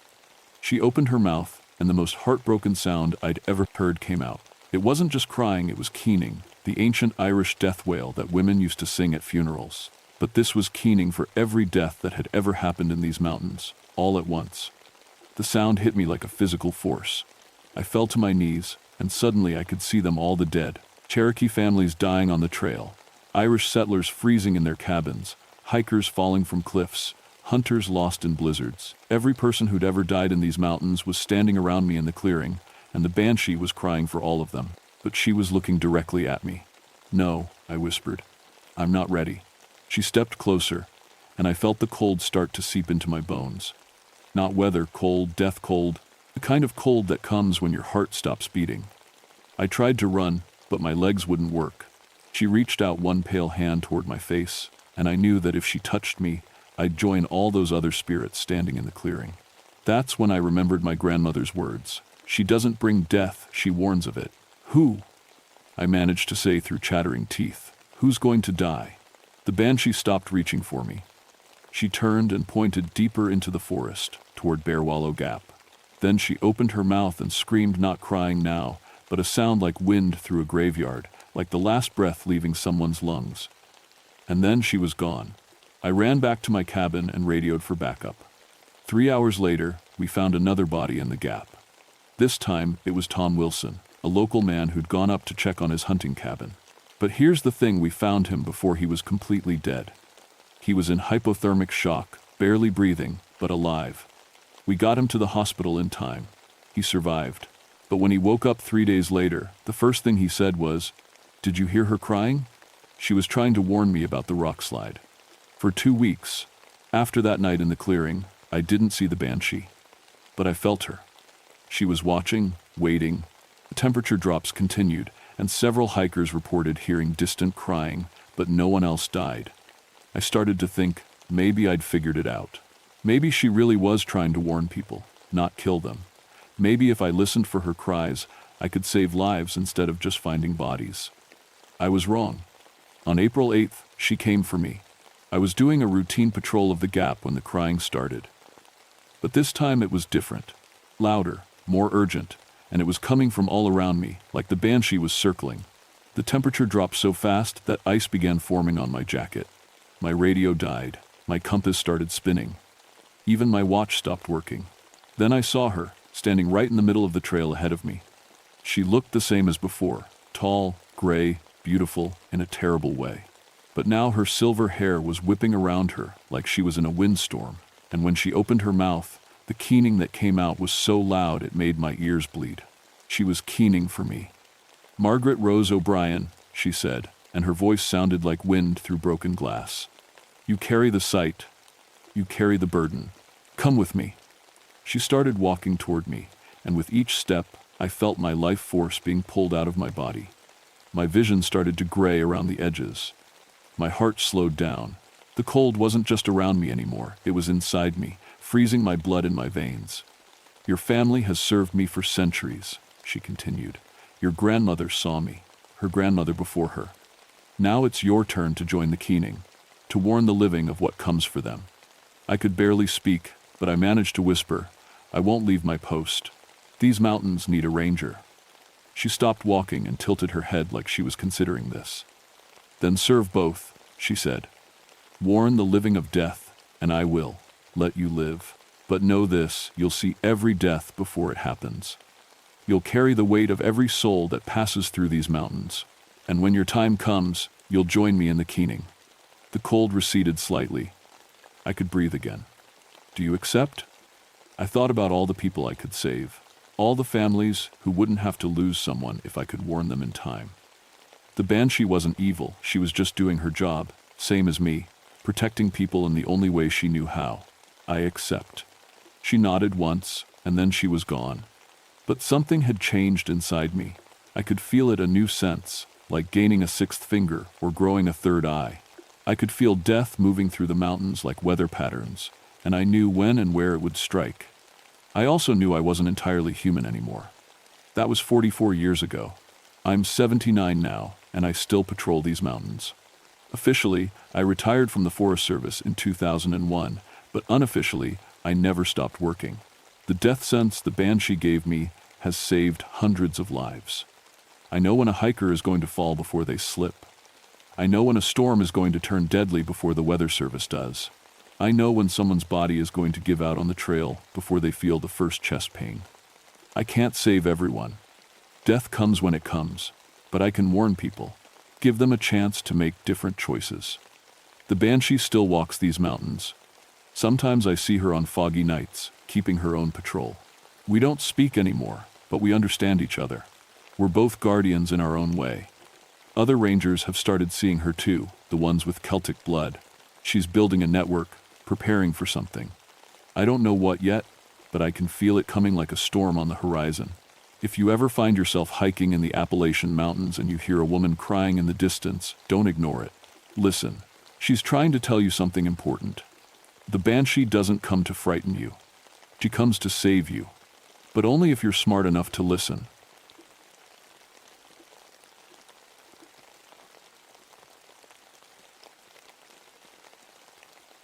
My name is Joshua Ironbear, and for 20 years I tracked predators in these mountains.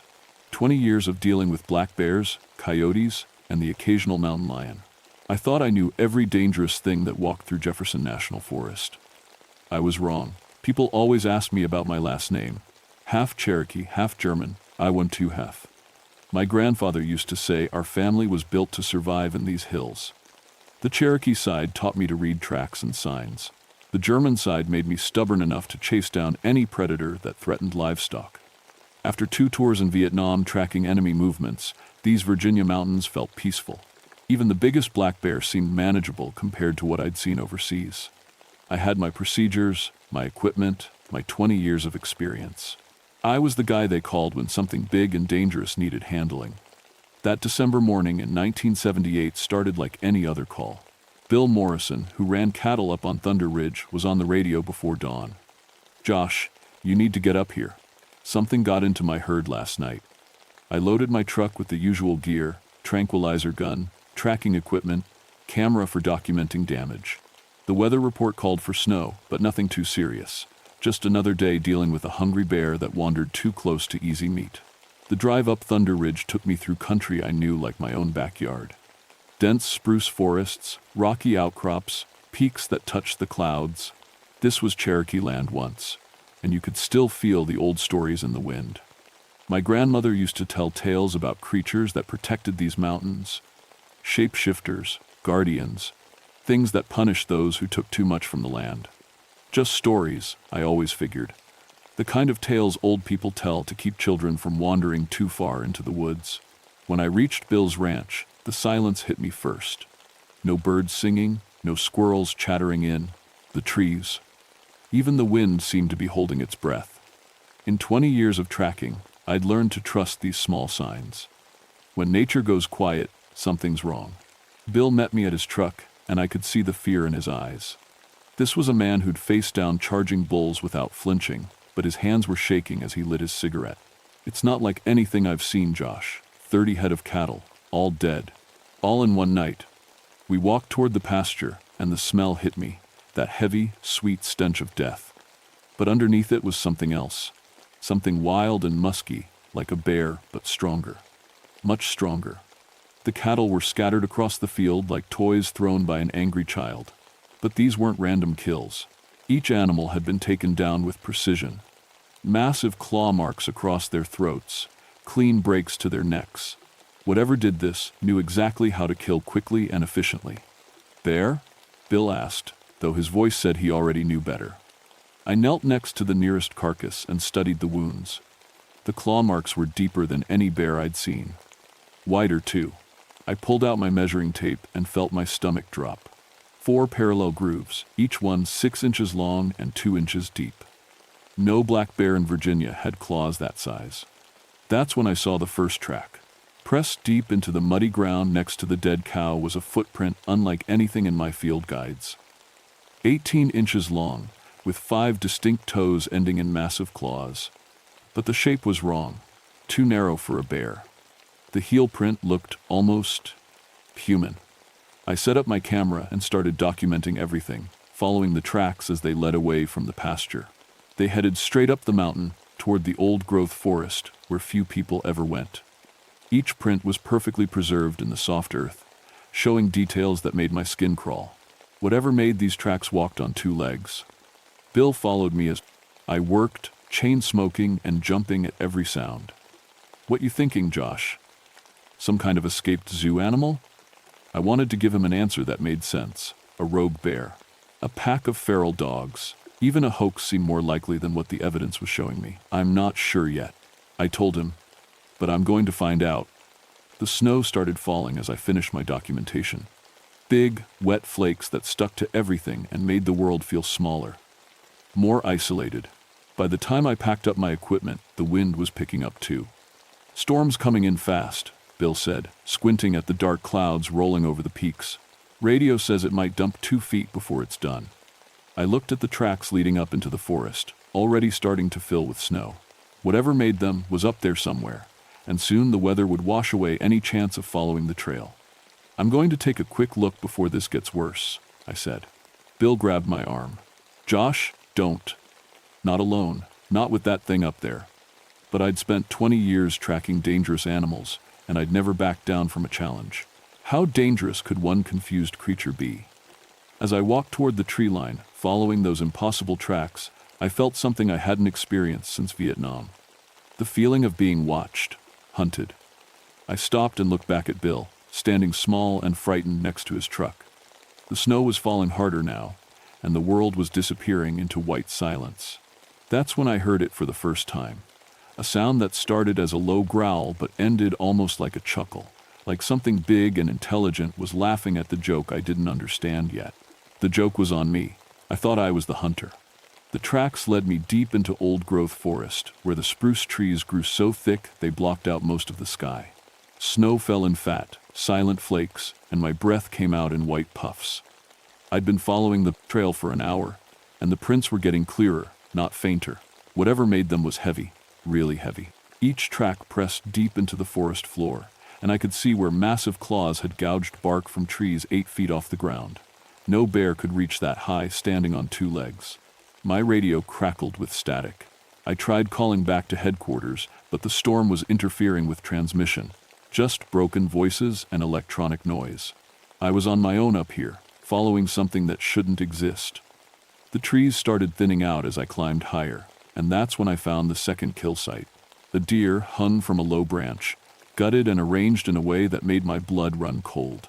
The animal had been cleaned with surgical precision, its organs removed and placed in a perfect circle around the base of the tree.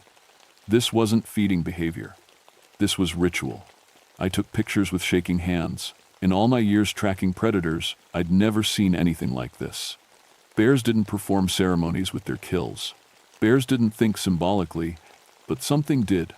The wind picked up, carrying that musky scent again, and I heard something moving in the trees ahead. Heavy footsteps crunching through snow. Deliberate, measured, like something was walking upright on 2 legs.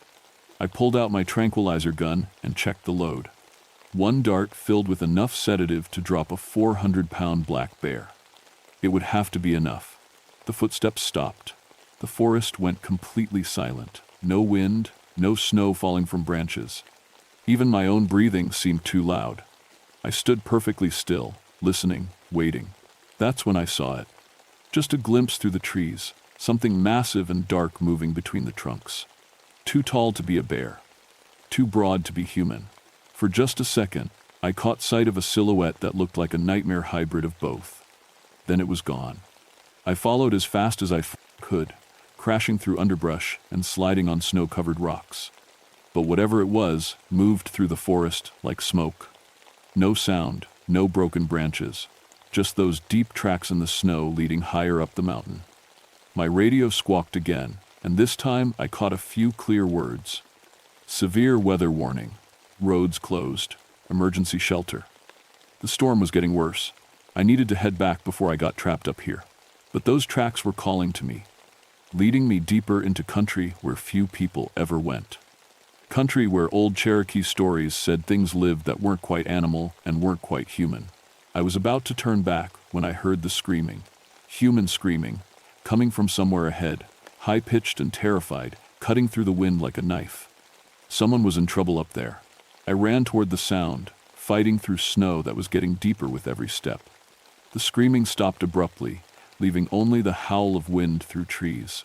I found them in a small clearing near the ridgetop. 3 members of a state wildlife survey team sent up to investigate reports of unusual predator activity. I recognized Dr. Robert Crane, a biologist I'd worked with before. He was lying twisted against a fallen log, his neck bent at an impossible angle. The other two were arranged in sitting positions against trees, their eyes wide open, staring at something I couldn't see.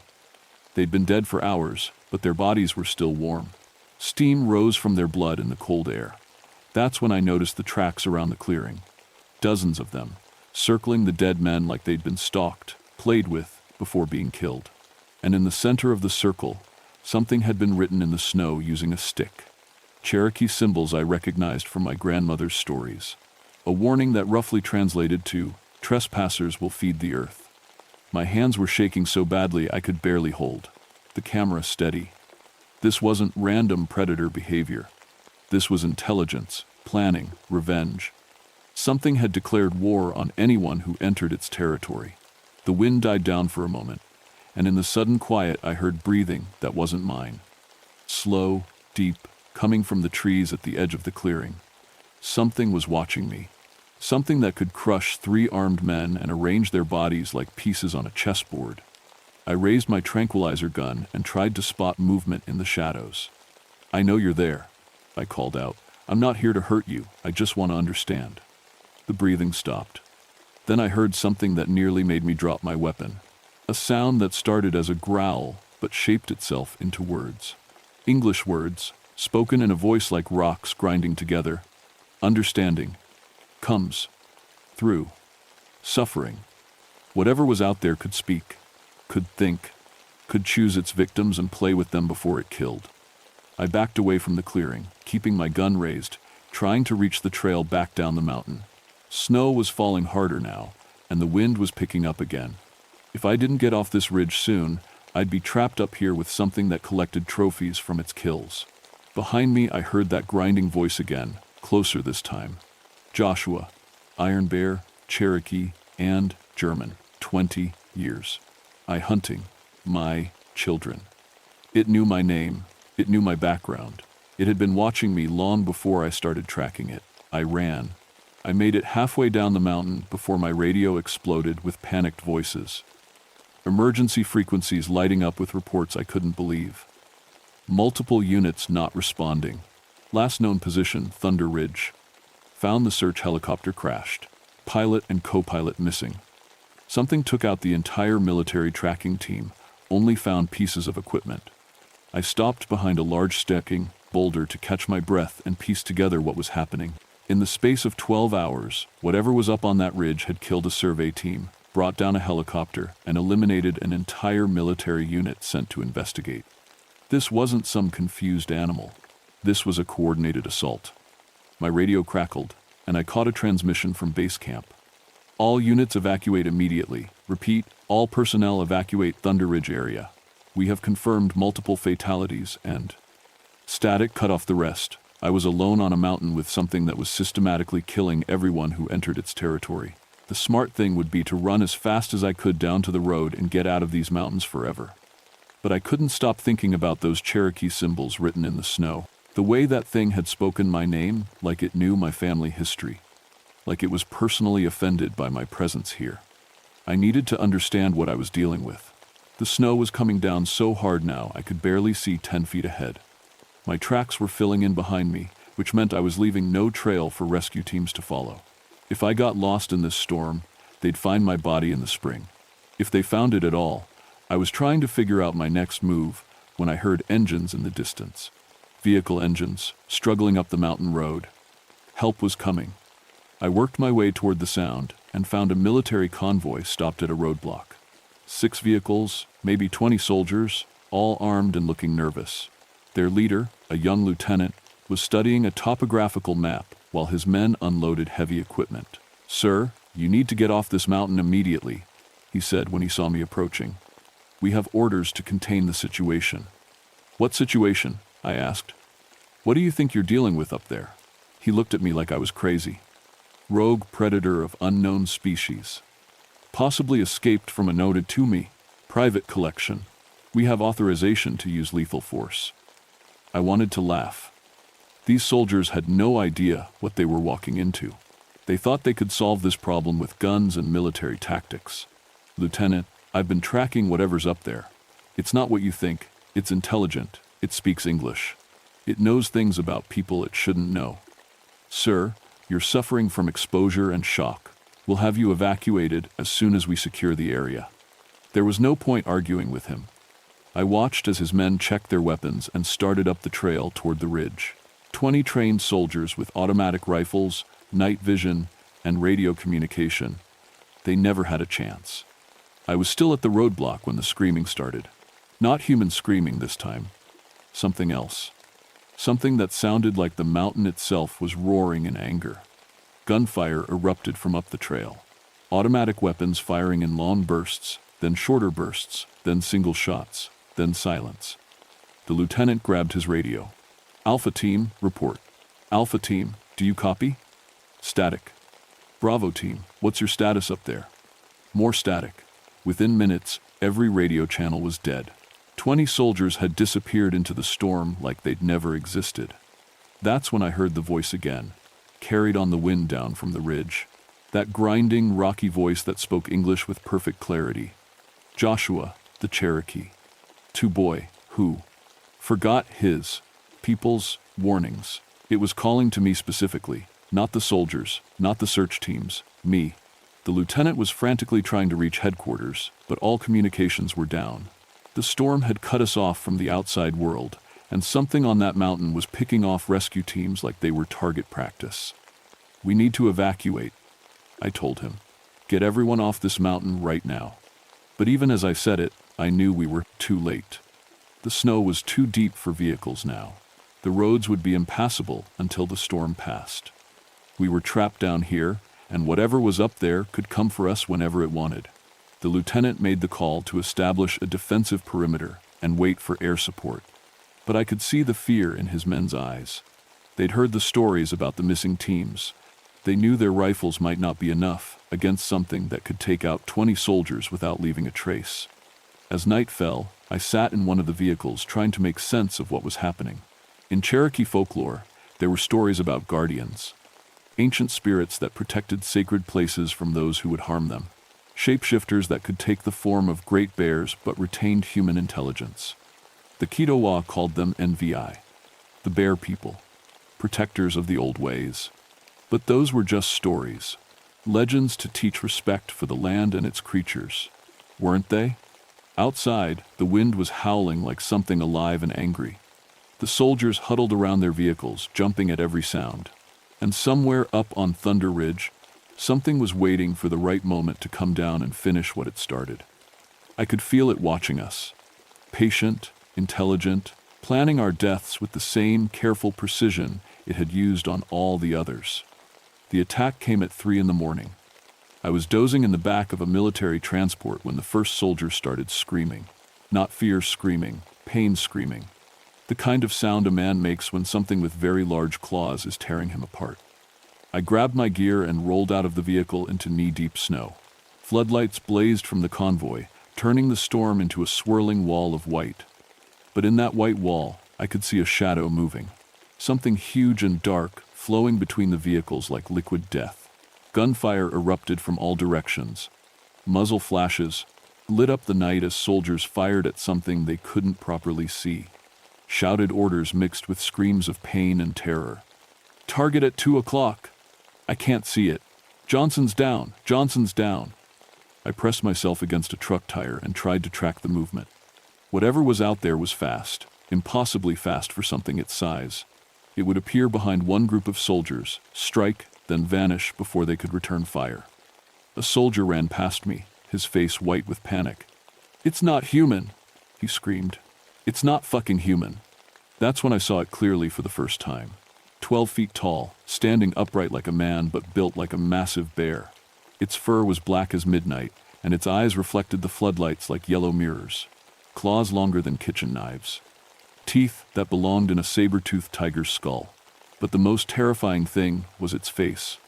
Part bear, part human, all intelligence. It looked at the soldiers, not like prey, but like problems to be solved. Obstacles to be removed. It grabbed a soldier by the head with one enormous hand and lifted him off the ground. The man's rifle fell from his fingers as those claws pierced his skull like it was made of paper. "The Cherokee boy," it said, and its voice cut through the chaos like a blade. Come, face. What your people forgot. It was calling to me. In the middle of slaughtering a military unit, it wanted to have a conversation. I stepped out from behind the truck, my tranquilizer gun feeling pathetically small in my hands. I'm here. Let them go. This is between you and me. The creature tossed the dead soldier aside like a broken toy and turned to face me fully. Up close, I could see the human intelligence burning in those yellow eyes. This wasn't just a predator. This was something far older and far more dangerous. You know, the old stories, it said. Your grandmother told you about the guardians. The envy, I whispered. The bear people. I am the last of my kind. The last guardian of these sacred mountains. And you brought destroyers to my home. The surviving soldiers had stopped shooting. They stood frozen in a circle around us, weapons pointed at something they couldn't understand or fight. I didn't know, I said. I was just doing my job, protecting livestock. The creature laughed, and the sound was like boulders falling down a cliff. Protecting the invaders, who poison my streams and cut my forests. You chose their cattle over my children. It started walking toward me, each step crushing snow and leaving prints 3 inches deep. I raised my tranquilizer gun, but we both knew it was useless. For 20 years, you have helped them destroy what took thousands of years to grow. Tonight, you pay the price. That's when I understood. This wasn't random violence. This was justice, delivered by something that had watched its territory being slowly destroyed for decades. Every cow I'd protected, every predator I'd relocated, every decision I'd made to serve human interests over natural ones. It had been keeping score. What do you want from me? I asked. I want you to remember what your people knew, that some places are sacred, that some guardians never sleep, that the old contracts must be honored. It stopped just outside my reach, close enough that I could smell the wildness on its fur, see the ancient wisdom in its eyes. Make them leave, it said. All of them. Make this mountain sanctuary again, or I will kill every human who sets foot here. I looked around at the terrified soldiers, at the bodies scattered in the body-s snow, at the vehicles that represented everything the creature saw as invasion and destruction. How do I know you'll stop killing if I do what you ask? Because you will become my voice in their world. You will make them understand that some places belong to the old powers. It reached out with one massive clawed hand and touched my shoulder. Not threatening, almost gentle. Choose. Joshua. Iron Bear. Serve. Rebe. Destroyers. And die with them. Or remember your Cherokee blood and help me save what remains. I thought about my grandmother's stories, about the responsibility that came with knowing the old ways, about 20 years of putting human convenience above natural balance. I lowered my gun. I'll do it, I said. I'll make them understand. The creature nodded once, then looked up at the storm clouds gathering around the peak. Then, you will is live. To see. To see the morning. But remember, Cherokee, boy, I will be watching, always watching. It turned and walked back toward the tree line, melting into the shadows between the spruces. Within seconds, it was gone, leaving only those impossible tracks in the snow. The surviving soldiers stared at me like I'd lost my mind. Maybe I had, but I knew what I had to do. The storm passed by dawn, leaving Thunder Ridge buried under 3 feet of snow. When the rescue helicopters finally arrived, they found 12 dead soldiers, destroyed equipment, and 1 park ranger with a story nobody wanted to believe. The official report called it a predator attack by an unknown large carnivore, possibly a hybrid bear species.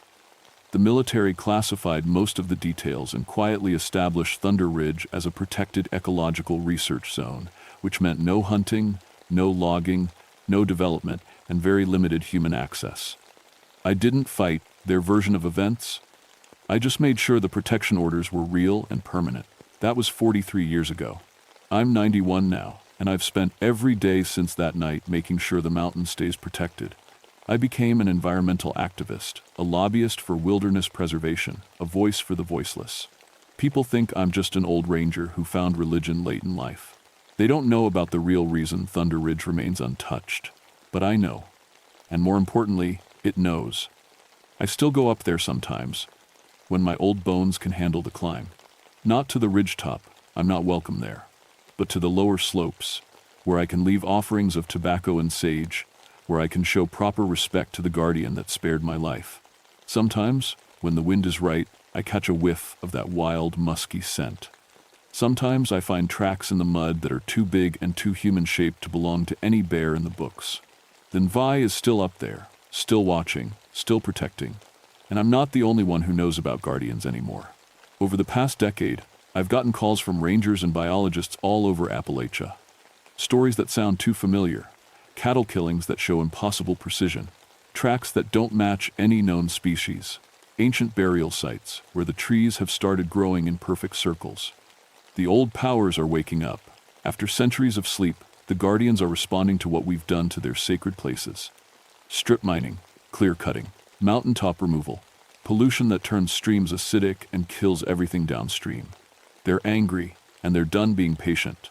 Last month, a mining operation in West Virginia shut down after their entire crew of 40 men vanished overnight. The official story blamed a methane explosion, but the rescue teams found no bodies.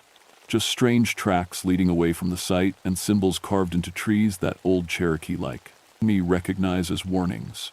3 weeks ago, a logging company in Tennessee abandoned a project after their equipment kept getting destroyed by something that left claw marks 12 feet off the ground. Their security cameras showed nothing but static whenever the attacks happened. The guardians are remembering their purpose, remembering why they were created in the first place. I've tried to warn people, environmental groups, government agencies, anyone who will listen. But who believes an old ranger talking about ancient spirits and shape-shifting bears? They'll believe soon enough. Because the Novhi on Thunder Ridge isn't alone anymore. They're calling to each other across the mountains, coordinating their response to what they see as an invasion that's gone on too long. The old contracts are being renegotiated. The terms are simple. Respect the sacred places or face the consequences. I keep a map on my wall marked with red pins, every location where strange killings have been reported, where ancient symbols have appeared, where the land itself seems to be fighting back against human destruction. The pins are multiplying. If you live in Appalachia, if you work in the mountains, if you think you can take whatever you want from the old places without consequences, then you need to understand something. They're watching, they're waiting, and they're done giving warnings. The guardians are awake, and they remember what these mountains were like before we came. They remember the contracts our ancestors made and then forgot. They remember every sacred grove that's been cut down, every stream that's been poisoned, every creature that's been driven to extinction, and they're keeping score. So when you hear stories about impossible creatures in the deep woods, about killings that don't make sense, about ancient symbols appearing where they shouldn't be, remember this old ranger's advice. Stay away from the sacred places, show respect for the old powers, and never, ever assume you're the apex predator in these ancient mountains, because something bigger, older, and far more intelligent than you, is waiting in the shadows between the trees. Something that was here before your great-great-grandfather was born, and will be here long after your great-great-grandchildren are dust. The Navajo are real, the Guardians are waking up, and they're done being patient with trespassers. My name is Joshua Ironbear, and I've spent 43 years keeping this secret. But now, it's time for people to know the truth. The old powers never left, they were just sleeping, and we finally made enough noise to wake them up.